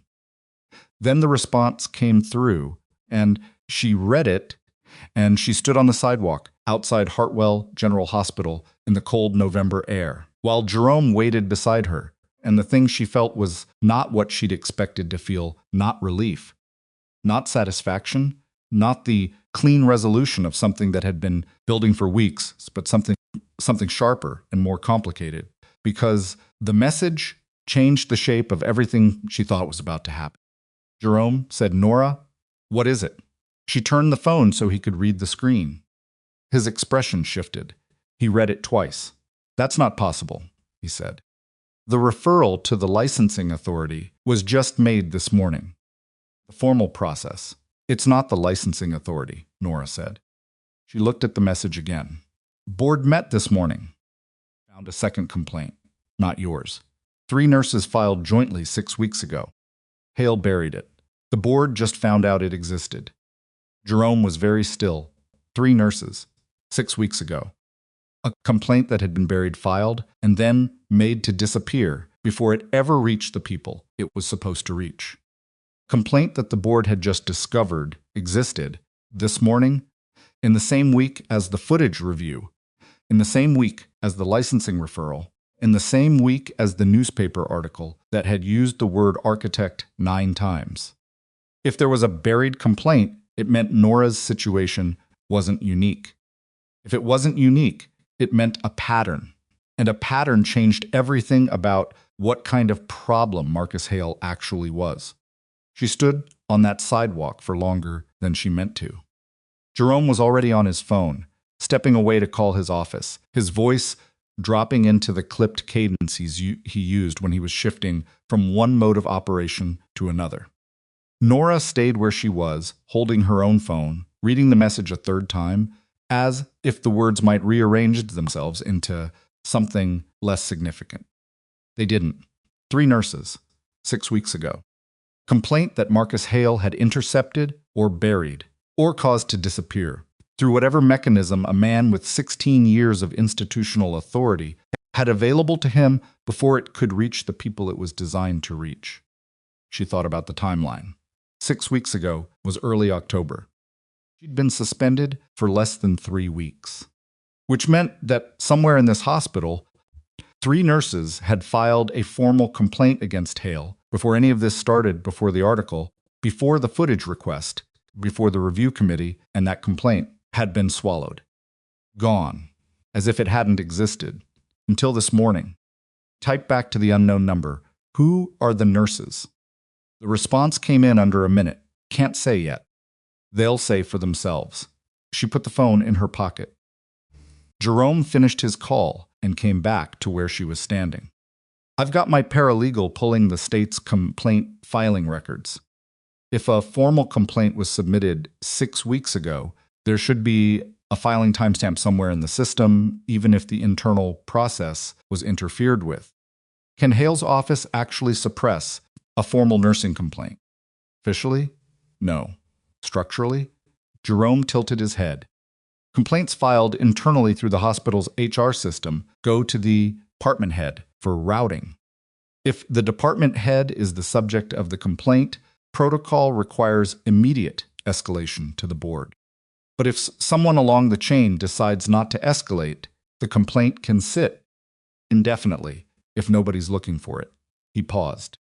It happens more than it should, so he didn't delete it. He just made sure it didn't move. That's one possibility. And the board found it this morning. She thought about the timing, because they were already in the room, because of the review, because the licensing referral triggered a deeper document pull. That would be consistent with what your contact is describing. Nora looked back at the hospital entrance. Through the glass, she could see the lobby, the information desk, the elevator bank, the usual mid-morning traffic of patients and visitors and staff. A normal Thursday inside a building where something had just come unstuck. I need to know what was in that complaint, she said. We may not have access to it directly. It's internal documentation. The nurses who filed it, if they're willing to go on record, Cynthia Okafor, can report on it. Jerome looked at her. You want to go back to the press? Not me. Them, she met his eyes. If there's a pattern, if this isn't the first time he's done this to someone, the licensing authority needs to see it as a pattern, not an incident. One nurse is an outlier. 4 is a system. Jerome was quiet for a moment. He was, she had come to understand, a man who thought before he spoke and meant what he said when he did, which made the pauses worth waiting through. Those 3 nurses are willing to come forward publicly, he said slowly. And if the complaint documentation surfaces through the board review, yes. It changes the licensing case substantially. He paused. But we can't push them.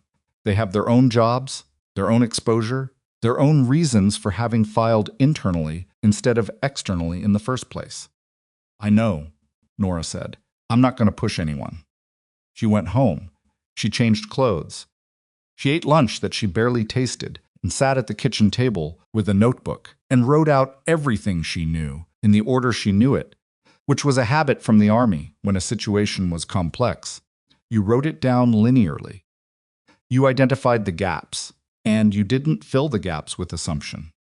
The gaps in what she knew were what the buried complaint contained, who had specifically been involved in suppressing it, and whether the board was treating the discovery as an administrative failure or as something more deliberate.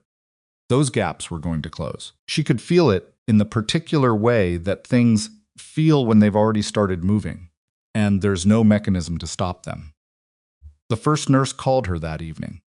Her name was Rosa Tanner, and she had been working in Hartwell General's intensive care unit for 9 years. She was 38, and the way she spoke on the phone, careful, precise, with occasional pauses that weren't uncertainty, but rather the particular caution of someone choosing each word for its accuracy, told Nora something about her before they'd exchanged more than a few sentences. I got your number from Darcy, Rosa said. I hope that's okay. Fine. I'm glad you called. A pause. We filed in October because we didn't know what else to do.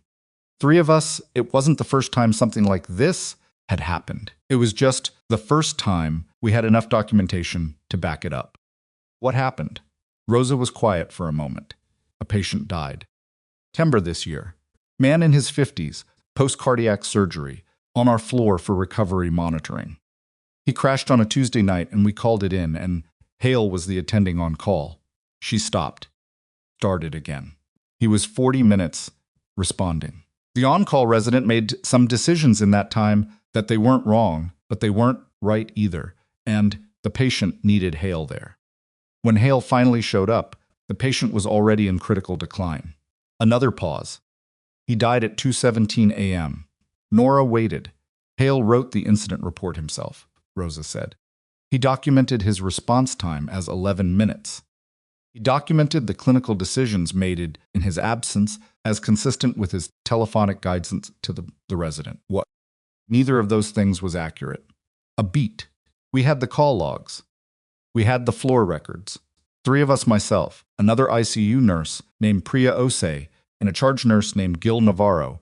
We documented everything and filed it through HR. And then nothing happened, Nora said. For 6 weeks, nothing happened. HR confirmed receipt, said it was under review, and then it stopped moving. We followed up twice. We were told it was still under review. Rosa's voice had a flatness to it that wasn't absence of feeling, it was the flatness of someone who has been managing controlled feelings for a long time.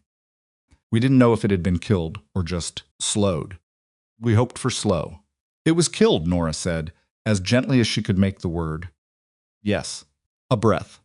The board found it this morning because Margaret Voss's team did a document pull for the licensing referral, and the complaint came up in the HR archive with no associated board notification, which apparently it should have had, immediately. Who was supposed to route it to the board? The complaint was categorized as a physician conduct matter. Those are supposed to go directly to the board's quality committee. They never got it. A pause. HR says they routed it to the department chief for review. Department Chief of Emergency Medicine. Hale. He had routed his own conduct complaint to himself. And then it had stayed there. Nora pressed her hand flat on the table again. 4 seconds. Rosa, are you and Priya and Gil willing to go on record? Not just with the board. Press. A longer pause this time. We've been talking about it, Rosa said. Since this morning. Since the board found it. She stopped. The thing is, we're still employed here. We have Priya has a kid. Gil is supporting his mother. It's not, we're not afraid exactly. But we're not naive either, I understand. Do you have a lawyer? Yes. His name is Jerome Adler. He's good. He can talk to you about what protection looks like if you go on record. Another pause. Okay. Then, more quietly, for what it's worth, we heard what you did that night. On the 14th, we heard from Ben Calloway and some of the other ED nurses. A beat. That took something. Nora didn't know what to say to that, exactly. So she said, you filed that complaint in October, knowing it might go nowhere. That took something, too. She could hear Rosa thinking. I'll call the other two, Rosa said. We'll let you know. Jerome had the call logs from the patient complaint by Friday morning.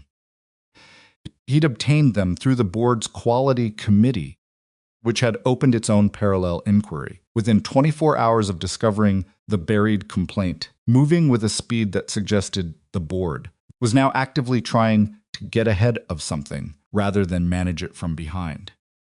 The logs were not complicated. The timeline was not ambiguous.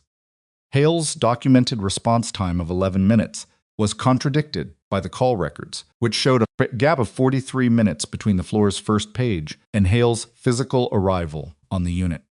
The telephonic guidance he claimed to have provided to the resident was not documented in the resident's own notes from that night, and the resident, a second year, named Dr. Kevin Park, who had apparently been carrying this quietly since September, had given a voluntary statement to the quality committee the previous morning, saying that he had not received guidance from Hale during the response and had made his clinical decisions independently. Patient had died. Hale had falsified the record. Jerome put the summary in front of Nora at his office on Friday afternoon. She read it twice. She set it down. This is different from what happened to me, she said. Yes, Jerome said. What happened to you was credit theft and retaliation. This is falsification of a patient death record. He paused. These are not the same category of problem. No. The licensing referral from the review committee covers your situation. This goes to a separate track, medical board, not the nursing board. It also potentially has criminal exposure, depending on how the county medical examiner's office responds to the discrepancy in documented response time. Nora absorbed that. Kevin Park, the resident. He's been carrying this since September.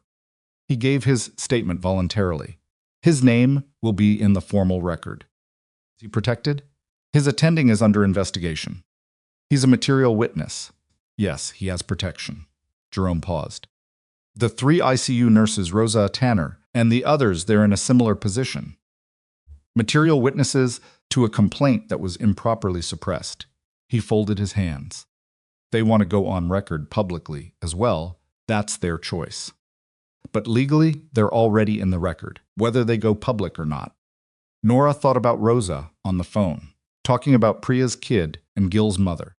She thought about the specific weight of people who do the right thing, knowing it might cost them, and do it anyway. Have you talked to Cynthia Okafor? She asked. Jerome allowed himself a small, careful smile. Her editor called me this morning. The story ran on Saturday, not on the local paper's website this time, on the State Wire, picked up from Cynthia Okafor's original reporting and expanded with the new material.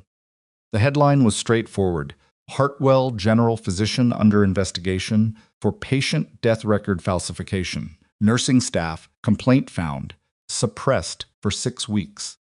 It was 4,000 words. It had named sources. Rosa Tanner and Gil Navarro had agreed to go on record. Priya Ose was cited anonymously by her request. It had Kevin Park's statement, carefully worded and legally reviewed. It had the call log discrepancy. It had the timeline from November 14th, pulled from the review committee's preliminary findings, which were technically public record now that the formal process had concluded. It had Nora's name. Not centrally, the story wasn't about her, but it had her name, and it had the accurate account of what she had done on the night of the mass casualty event, and it had the committee's finding that the charges against her were not supported by the evidence. Her phone buzzed for most of Saturday morning, with messages from people she knew and some she didn't. Ben Calloway texted, finally. Darcy called and cried for about 4 minutes before pulling herself together and switching to practical questions about what happened next. A former Army colleague she hadn't spoken to in 2 years sent a message that was 3 words: heard about this. She read all of them. She responded to most of them. She sat with the strange texture of being visible after a long time of not being visible and tried to figure out how she felt about it. She didn't entirely know.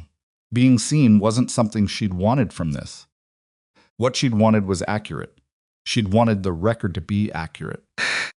Visibility was a byproduct, and she'd known it was coming, and it was still slightly disorienting in the way that things you've prepared for are still disorienting when they actually arrive.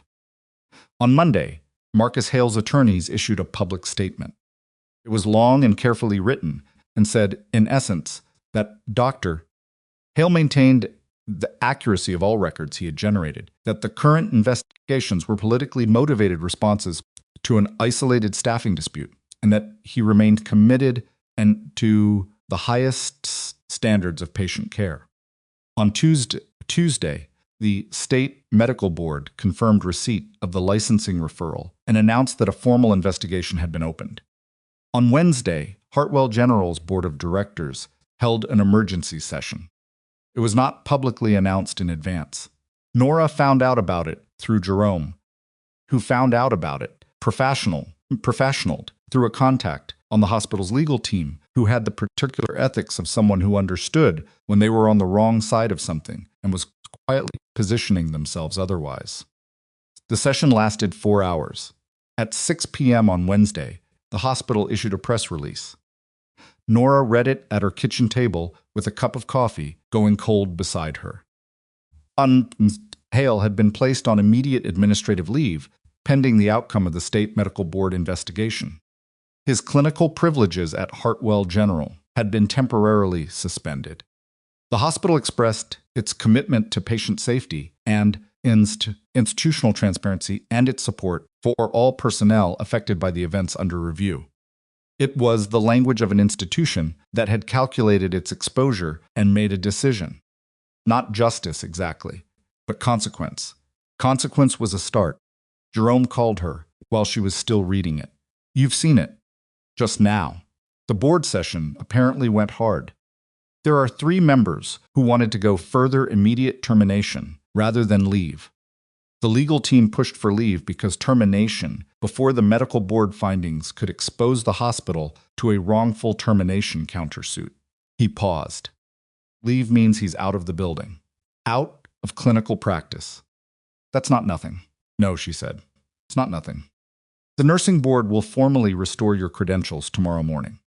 Suspension is being expunged. Sandra Croft's office is supposed to contact you this week about return to work. He paused. You'll probably be offered something different from Ward 4B. What do you mean? The hospital is going to want to make a gesture. A visible one. Jerome's tone was careful. They may offer you a clinical leadership role or a position in the ED or some other arrangement that looks like recognition. I'd recommend you think carefully about what you actually want before that conversation happens. She hadn't thought about it. She'd been so focused on the record, on getting the accurate account into the official record where it couldn't be rewritten, that she hadn't fully projected past the point where that happened. I'll think about it, she said. After she hung up, she sat with the question. What did she actually want? She wanted to work. She had always just wanted to work to do the things she was good at, in the specific conditions where being good at it mattered. She hadn't come to Hartwell General to build a career or develop a reputation or ascend any particular ladder.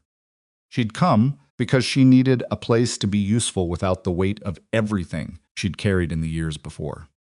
She wasn't sure a clinical leadership role, offered now under these circumstances, was what she wanted.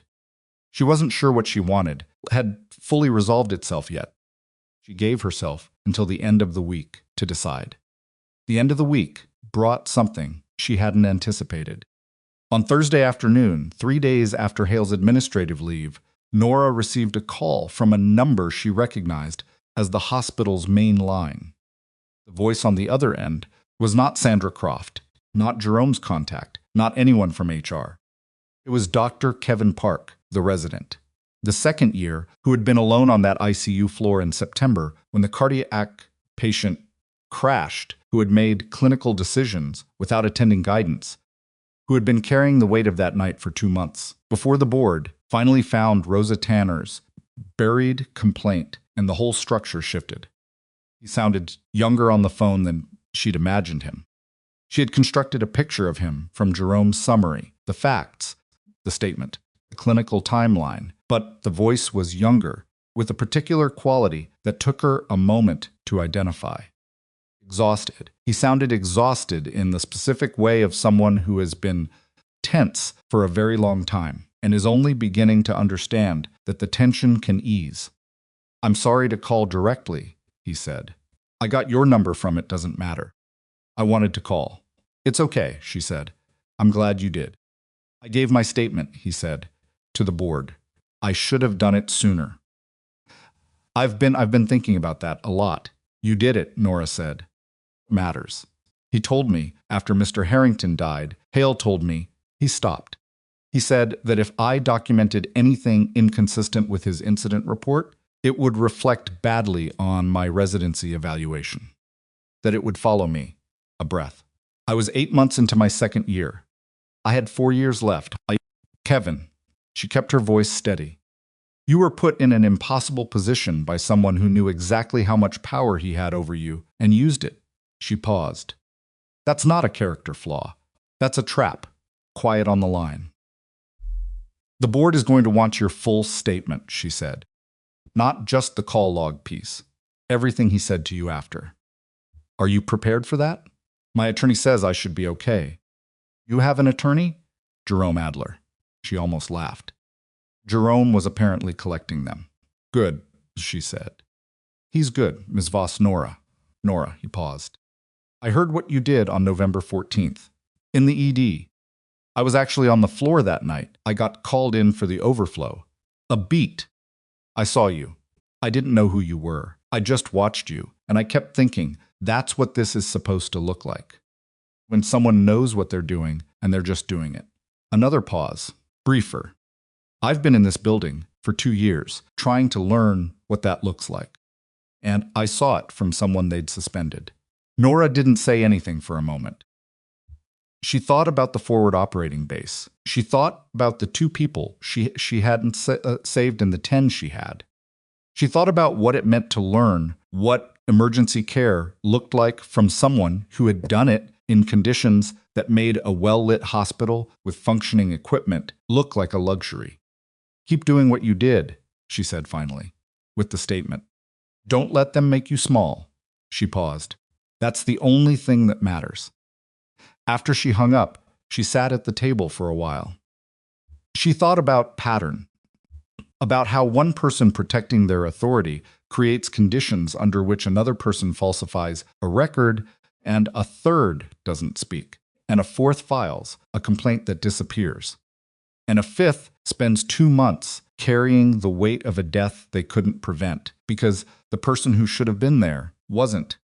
She thought about how all of that traces back to a single sustained belief that the person at the top of a hierarchy is by definition the most capable, the most trustworthy, the most correct, and what happens to a system when that belief is wrong.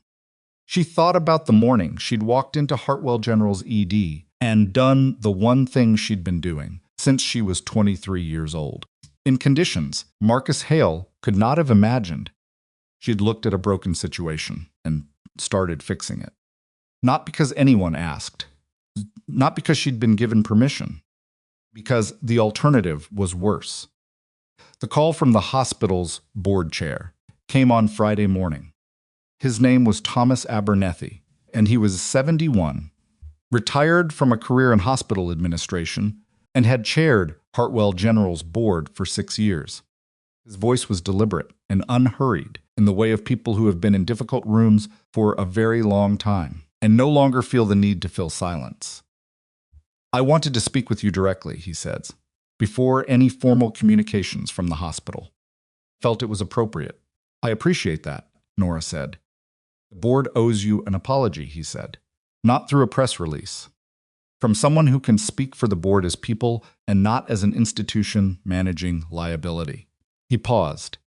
"What happened to you, the investigation, the suspension, the specific way the charges were constructed, that should not have happened? The board's oversight failed. We didn't ask the right questions early enough. And a system that was supposed to protect staff from exactly this kind of situation failed to function." He paused. "I'm sorry for that." She hadn't expected this. She'd expected formal letters and HR processes and carefully worded reinstatement offers.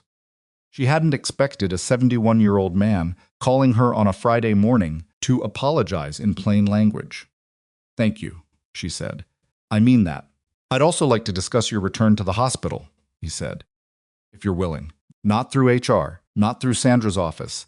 I'd like to hear from you directly what you want that to look like." She thought about what Jerome had said. "Think carefully about what you actually want." "I'd like to return to clinical work," she said. "Patient care. I'm not interested in administrative roles." She paused. "If there's a way to contribute to the hospital's emergency preparedness, training, protocol development, something where what I know is actually useful, I'm open to that conversation. But I don't want a title in exchange for what happened. That's not what this was about." A pause on the other end. When Abernethy spoke again, his voice had something in it that might have been, quietly, respect. "That's an unusual answer. It's the honest one." "Then that's what we'll work toward." Another pause. "One more thing." His voice shifted slightly. "The Cynthia Okafor article, the second one. The nurses who came forward. Rosa Tanner and the others." He paused. "They've been offered assurances of employment protection pending the investigation outcome. I wanted you to know that." "I'm glad," Nora said. After the call, she made tea, not coffee, tea for no particular reason, and stood at the kitchen window and looked at the parking lot. It was a cold November morning, the kind that was gray without being dramatic, the sky doing that flat thing it did in late autumn when it had given up on being interesting. It should have felt like resolution. In some ways it did. The formal pieces were moving in the direction they needed to move. The record was being corrected. The people who had done the right thing were being protected, at least provisionally. Hale was out of the building. His clinical privileges were suspended, and the medical board was formally investigating. But it wasn't resolution, not quite yet, because the investigation was still open, and Hale's attorneys were still working, and the state medical board moved slowly by design, because due process moved slowly by design, because the alternative to slow was wrong. And somewhere in that building, in a system that had allowed one man's authority to override a patient death record, a buried complaint, and a retaliatory suspension, There were still the questions of accountability that no press release had answered. Who in HR had received Rosa Tanner's complaint and failed to route it? Who had known and said nothing? Whether Hale had acted alone, or whether the machinery of the institution had, at various points, simply made it easier for him. These were not Nora's questions to answer. They belonged to the investigators, the board, the medical licensing authority. But they were real questions. She was still holding her tea when her phone buzzed. Jerome. A text, not a call, which meant it was something he wanted her to read rather than hear his voice while she processed it. She opened it. Hale's attorneys filed a motion this morning. They're claiming the security footage used in the review committee was improperly obtained and should be excluded from the licensing proceedings.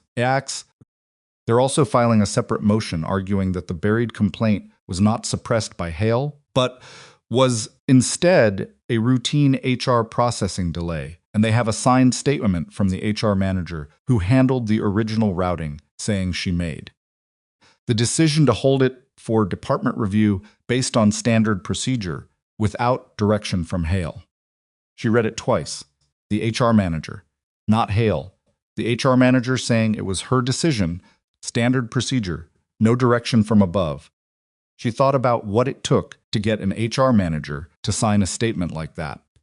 She thought about what a man with 16 years of institutional authority and a survival instinct could offer, or imply, or suggest to someone who was trying to protect their own position in the same institution. Thought about how a man like Hale didn't build 16 years of that authority by accident. He built it brick by brick, relationship by relationship, knowing exactly which people to cultivate and which levers to use. Even now, facing a medical board investigation and a suspended license, he was still building, still working the room, still finding the person in the structure who could carry some weight he didn't want to carry himself. She typed back to Jerome, "What does it mean for the licensing case?" His response took 3 minutes, potentially delays it. The footage exclusion motion has any traction, it probably doesn't, but it needs to be answered. It slows the timeline. The HR statement is more concerning.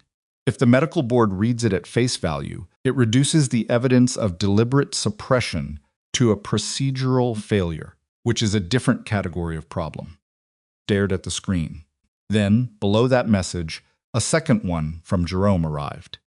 It had come in while she was reading the first.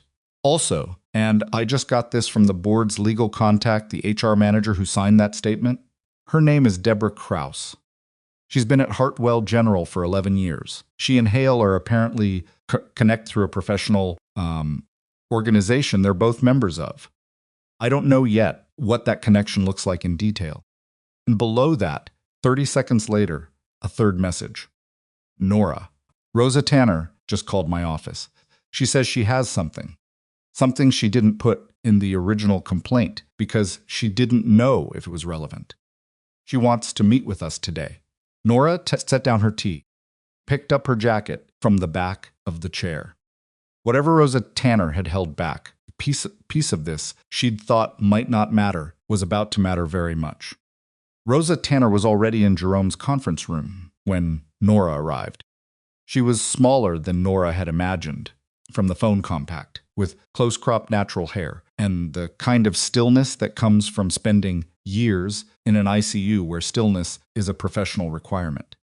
She had a bag on the chair beside her and her hands on the table, and she looked like a woman who had made a decision she wasn't entirely comfortable with and was going to carry it through anyway.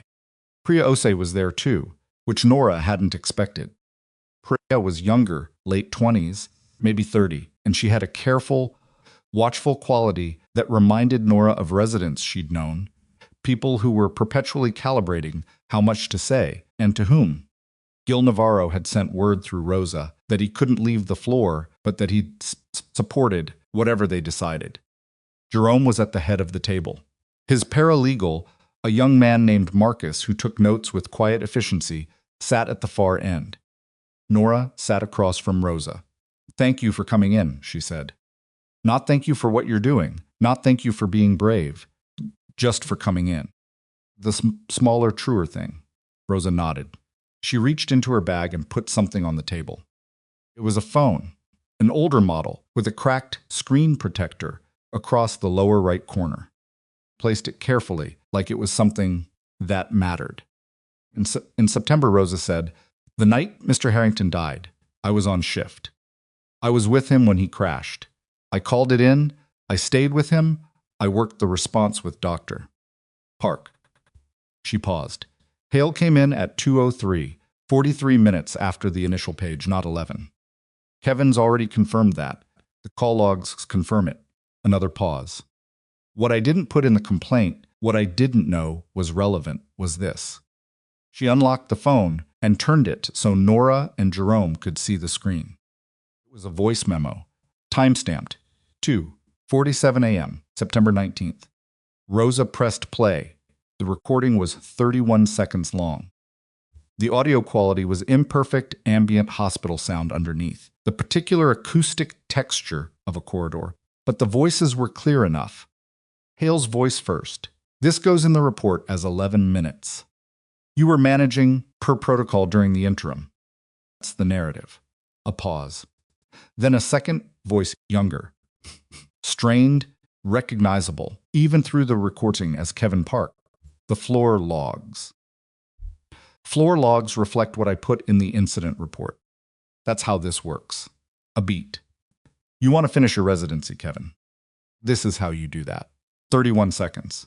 The room was very quiet after Jerome reached over and stopped the playback. Nora looked at Rosa. How do you have this? I was around the corner from them.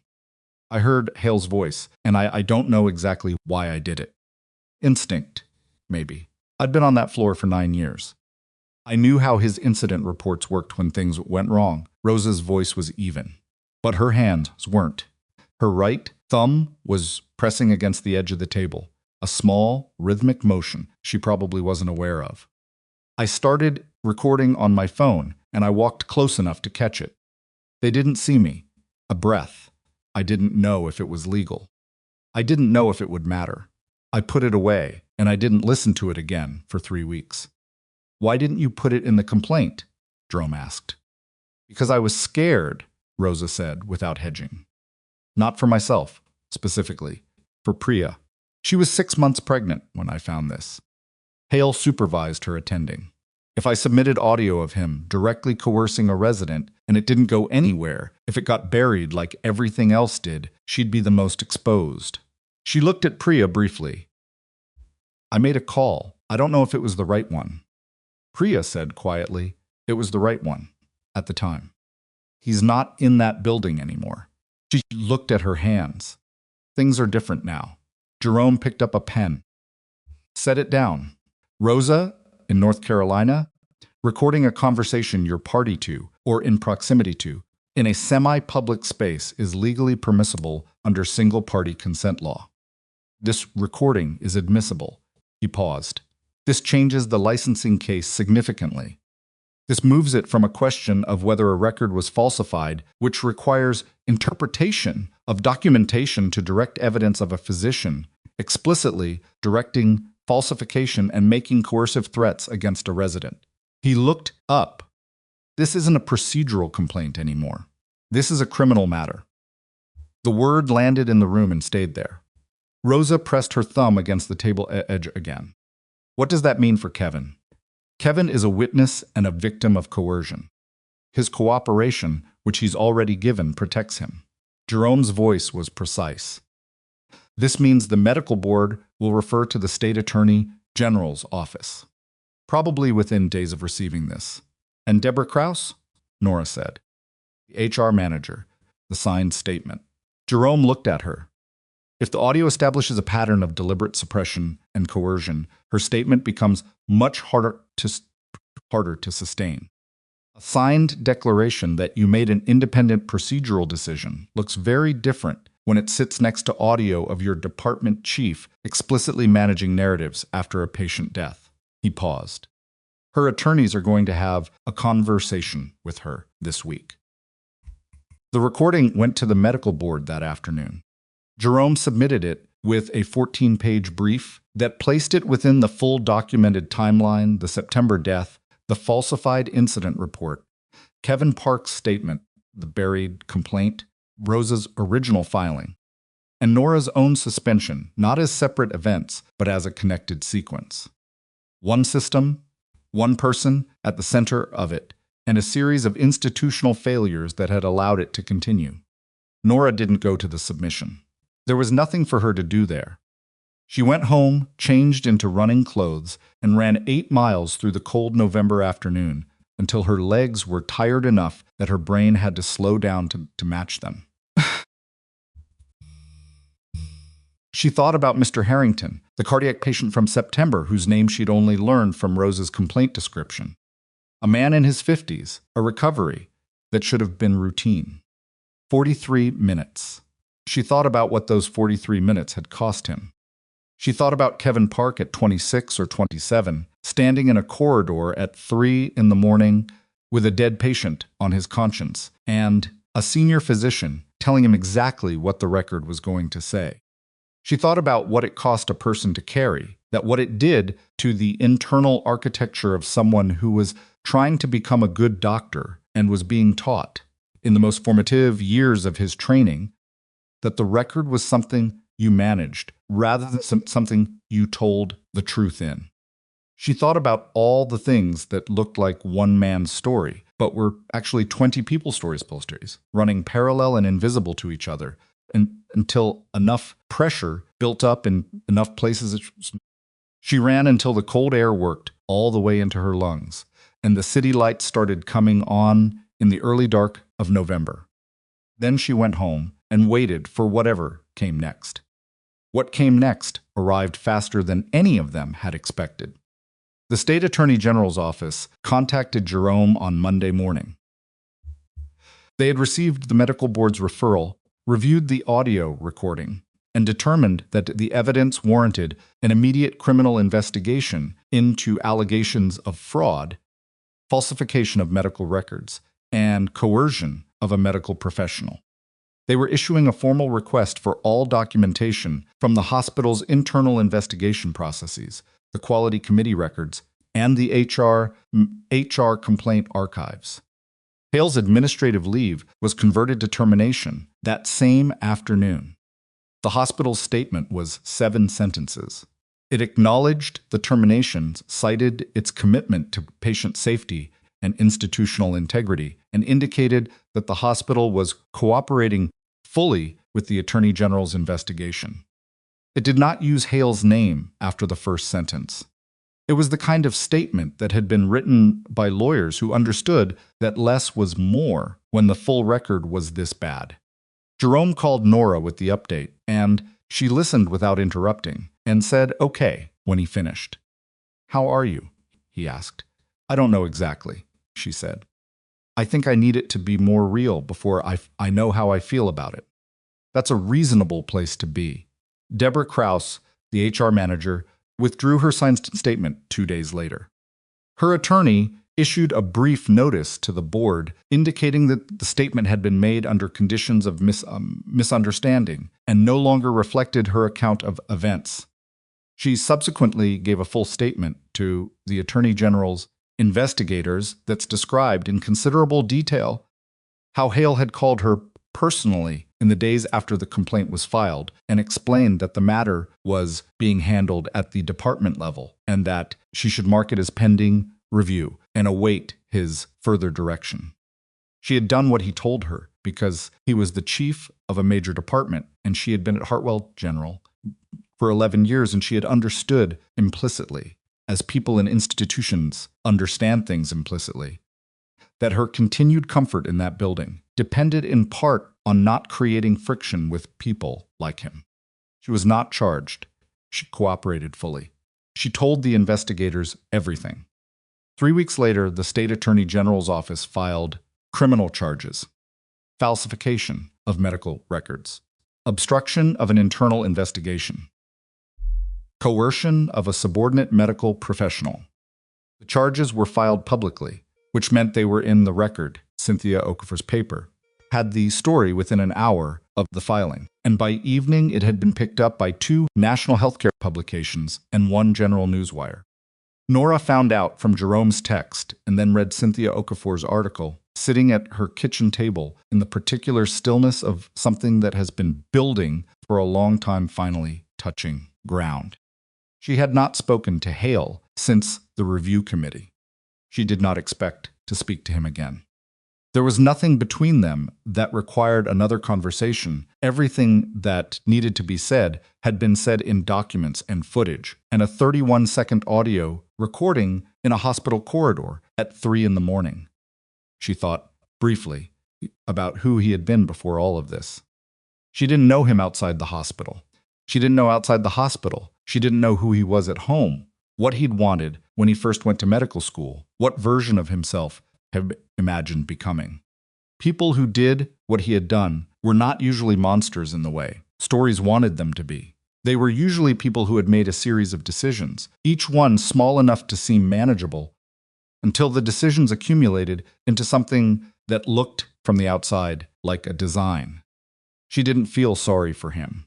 She didn't feel triumphant either, exactly. She felt the particular heaviness of a situation where someone had been genuinely harmed. Mr.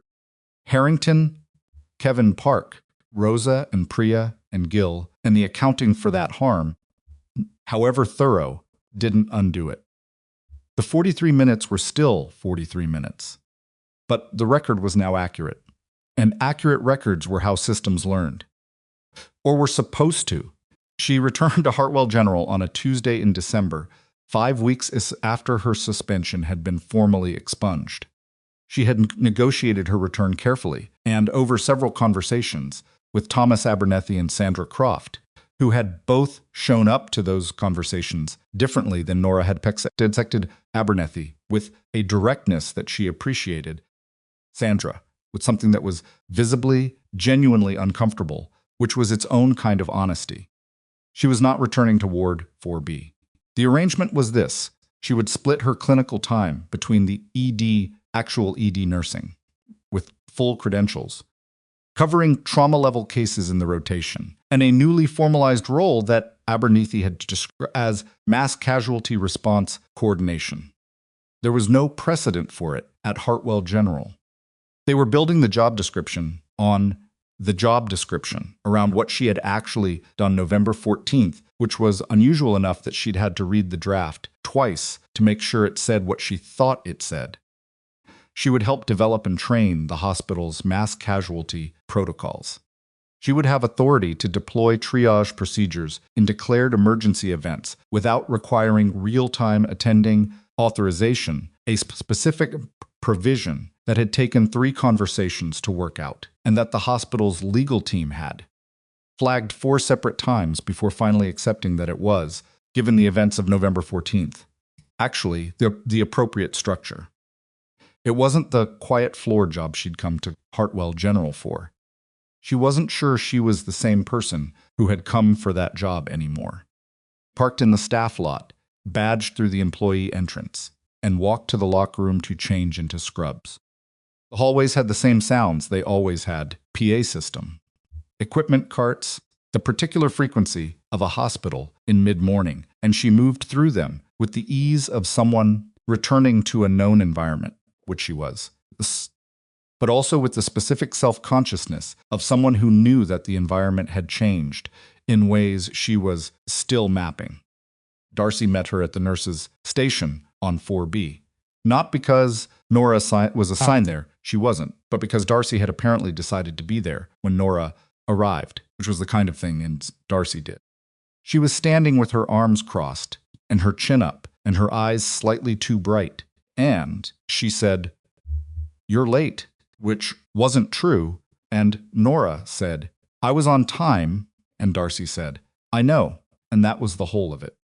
Ben Calloway found her near the ED intake desk 20 minutes into her first shift back. He'd grown a beard since November, which was new, and he looked like he'd slept better recently. He said, "Welcome back," and stuck out his hand, and she shook it, and he said, "I want you to know the triage protocol you ran that night is now part of our mass casualty training. Officially." Dr. Farr's committee recommended it. Nora looked at him.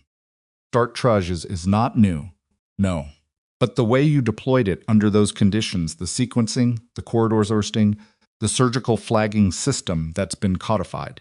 He paused. It has your name on it. In the training materials. Nora Voss, November 14th. He stopped again. I thought you should know. She didn't know what to say to that either. She was noticing she didn't have good language for the moments when things were simply acknowledged, when someone looked at what she'd done and said it plainly, without inflation or ceremony. Thank you, she said, and meant it, without managing it into anything smaller. Rosa Tanner found her at the end of the shift. She was in the hallway outside the ED, coat on, about to go home, and Rosa came around the corner from the direction of the ICU with the same compact stillness she'd had in Jerome's conference room.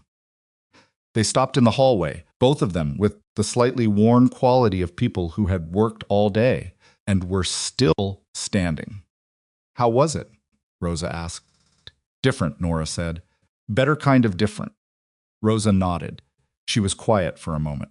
Kevin Park got his evaluation, she said. His residency assessment, full marks. The program director apparently wrote a note in the file about the courage it takes to provide truthful testimony under institutional pressure. She paused. I don't know if that fixes what it cost him, but it's something. Something, Nora agreed. Priya's on maternity leave, Rosa said. Baby came 2 weeks ago. She named her Adeze. A brief, real smile crossed her face. Tell you. Nora didn't know Priya well enough for that to be the kind of thing it was. And yet it was exactly the kind of thing it was. A woman she'd met once, in a conference room, under the specific circumstances of shared survival, naming something new and wanting her to know. Tell her congratulations, Nora said. From me. Rosa nodded, started to move toward the elevator, then paused. Do you ever think about how close it came? She said, not looking at Nora, looking down the hallway. To going the other way, if you hadn't filed the footage request, if Cynthia Okafor hadn't had the integrity to follow the story where it went, if I'd kept that recording to myself. She paused. It was so close. Yes, Nora said. How do you sit with that? She thought about it, honestly. She thought about the ways it could have gone, the footage expiring at 30 days, the nursing board deferring to the hospital's internal process, the buried complaint staying buried, Hale's lawyers successfully framing her actions as unauthorized interference and moving on. She thought about what version of this winter that would have produced for her, for Kevin Park, for the family of Mr. Harrington, for the 3 nurses who had filed a complaint and watched it disappear. I sit with the part I controlled, she said. The rest of it, I can't carry the rest of it, or I'll carry it forever. She looked at Rosa. You held that recording for 6 weeks. You made a call. It wasn't the call I would have made, but it was a real call made from a real place, trying to protect someone. She paused. Then when things shifted enough that it mattered differently, you brought it forward. That's not a small thing. Rosa looked at her for a moment. Then she said, I'm glad you came back. So am I, Nora said, and found, to her mild surprise, that she meant it fully. Criminal proceedings against Marcus Hale moved through the system over the following months, particular followings with the particular slowness of legal processes that were complicated and serious and not going to be rushed. Pled not guilty. His attorneys filed motions. The audio was challenged and survived the challenge. Deborah Krause testified. Kevin Park testified. Rosa Tanner testified. Quality of their testimony specific, documented, consistent across 3 separate witnesses was, according to Jerome's assessment after the first full evidentiary hearing, about as strong as it got. In April, Hale accepted a plea agreement. He admitted to falsification of medical records in connection with the death of the patient referred to in the indictment as Mr. Harrington. He admitted to interference with the internal complaint process. He admitted to making statements to a resident that constituted coercive pressure. He did not admit to the suppression of Nora's complaint that had been structured as a separate matter and was handled through the nursing board. Not the criminal proceeding, but his admission on the other counts effectively ended any remaining dispute about the pattern. He was sentenced to 18 months of supervised probation, a permanent revocation of his medical license in North Carolina, and a formal finding of misconduct that would follow his record in any future licensing application in any state. He would never practice medicine again. Nora read the sentencing summary on Jerome's email and sat with it for a while. Probation felt thin for what he had done. She knew that, and she didn't pretend otherwise, even to herself. A man had died who might not have died. A resident had been threatened into complicity. 3 nurses had filed a complaint that had been made to disappear. She had been suspended, and her character had been attacked, and her credibility had been dismantled in a press article for which there was no equivalent retraction. Probation was thin, but the license was gone. The career was gone. The authority he had spent 16 years constructing, the kind of authority that lets you shape what gets written and what gets buried and what gets called leadership, that was gone too. And the 31-second recording lived in the formal record of the State Attorney General's office, in the medical board's findings, in the transcript of the criminal proceeding in Cynthia Okafor's articles, in the training materials at Hartwell General that had Nora's name on them. It wasn't gone. None of it was gone. That mattered. Not because it fixed what was broken, but because it meant the next person who came through a system that was supposed to protect them would have a record, would have a precedent, would know that the footage existed and was preserved, and that a single audio recording held in a cracked screen phone for 6 weeks could, under the right circumstances, with the right people willing to carry it forward, become the thing that changed everything. In May, the hospital held a staff recognition event. It wasn't for Nora. Specifically, it was a broader acknowledgement of the staff who had responded to the November mass casualty event, which was deliberately framed as a collective recognition. Nora had asked for that, and Abernethy had agreed without argument, because she had come to understand, a man who understood the difference between a gesture and a correction. The event was in the hospital's main conference center, with food that was better than typical hospital catering, and a room that was more full than expected. The families of several of the 57 patients from the I-40 accident had been invited. Some of them came, not all, because life had continued for them in the months since, and some of them were better, and some of them were still recovering, and some of them were different than they had been before. The way people are different after near deaths. Abernethy spoke. Sandra Croft spoke. Dr. Farr sent a written statement that was read aloud.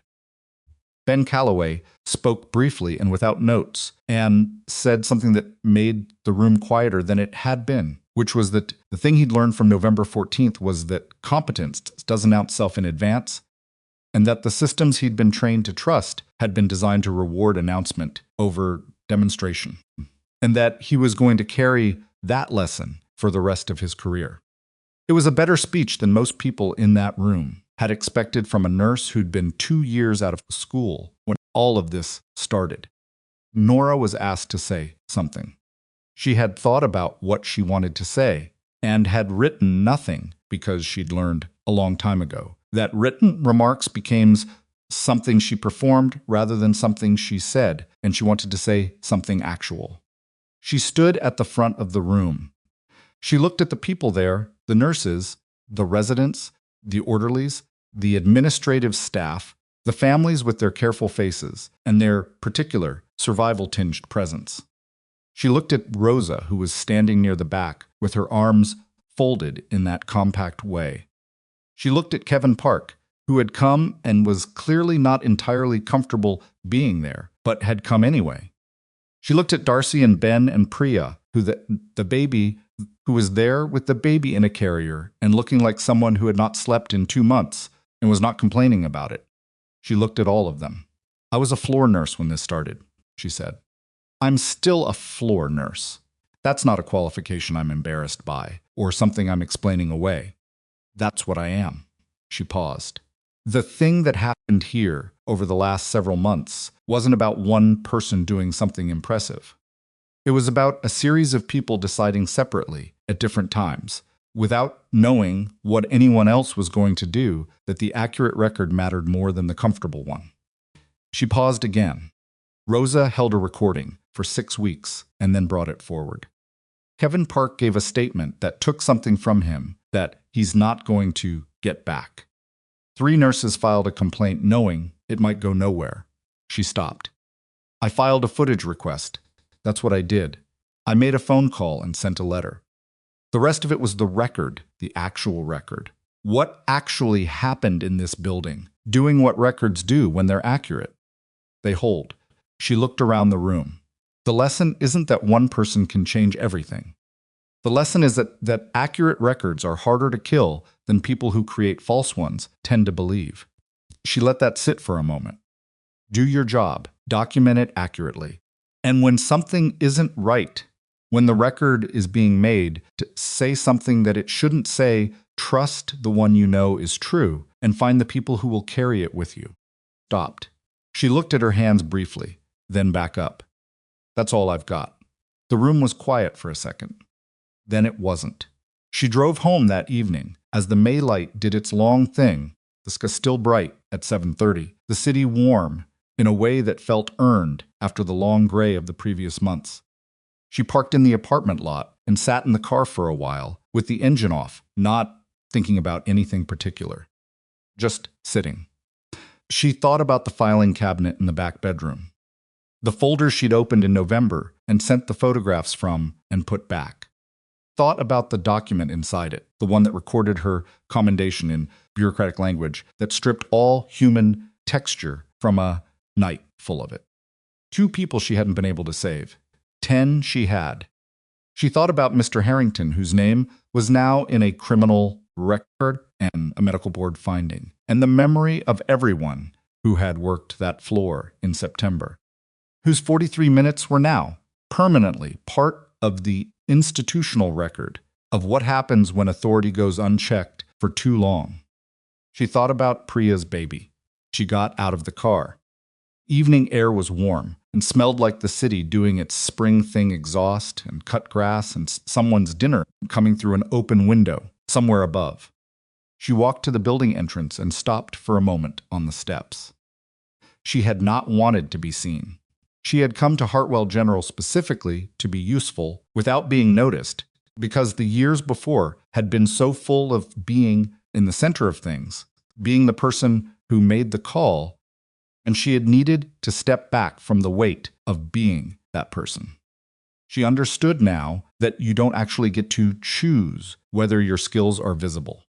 You can keep them quiet, and they'll stay quiet until the moment they're needed, and then they will surface, because that's what skills do when the situation requires them. The question isn't whether you'll be seen.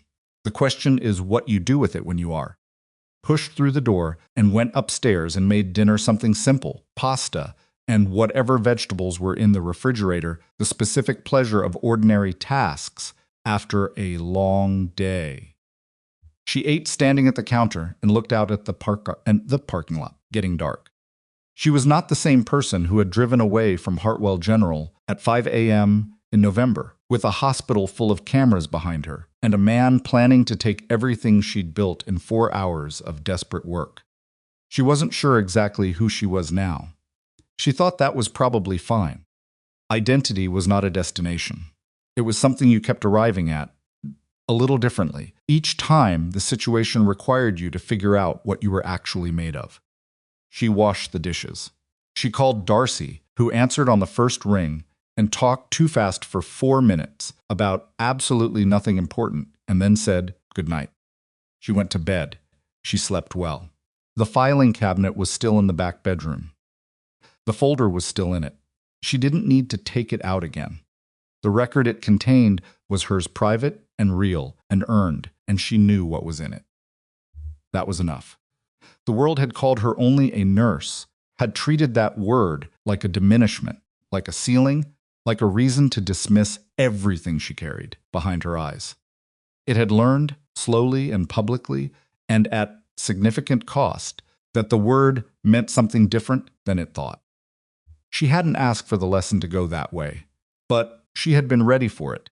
And in the end, that was the only thing that had ever truly mattered, not the title, not the recognition, not the ceremony in the conference room, or her name in the training materials, or the legal record of a man who had finally met the limit of what institutional authority could protect him from. What had mattered was being ready, being there, doing the work when the work needed to be done, by whoever happened to be in the room with whatever they happened to know. Everything else was just the world catching up.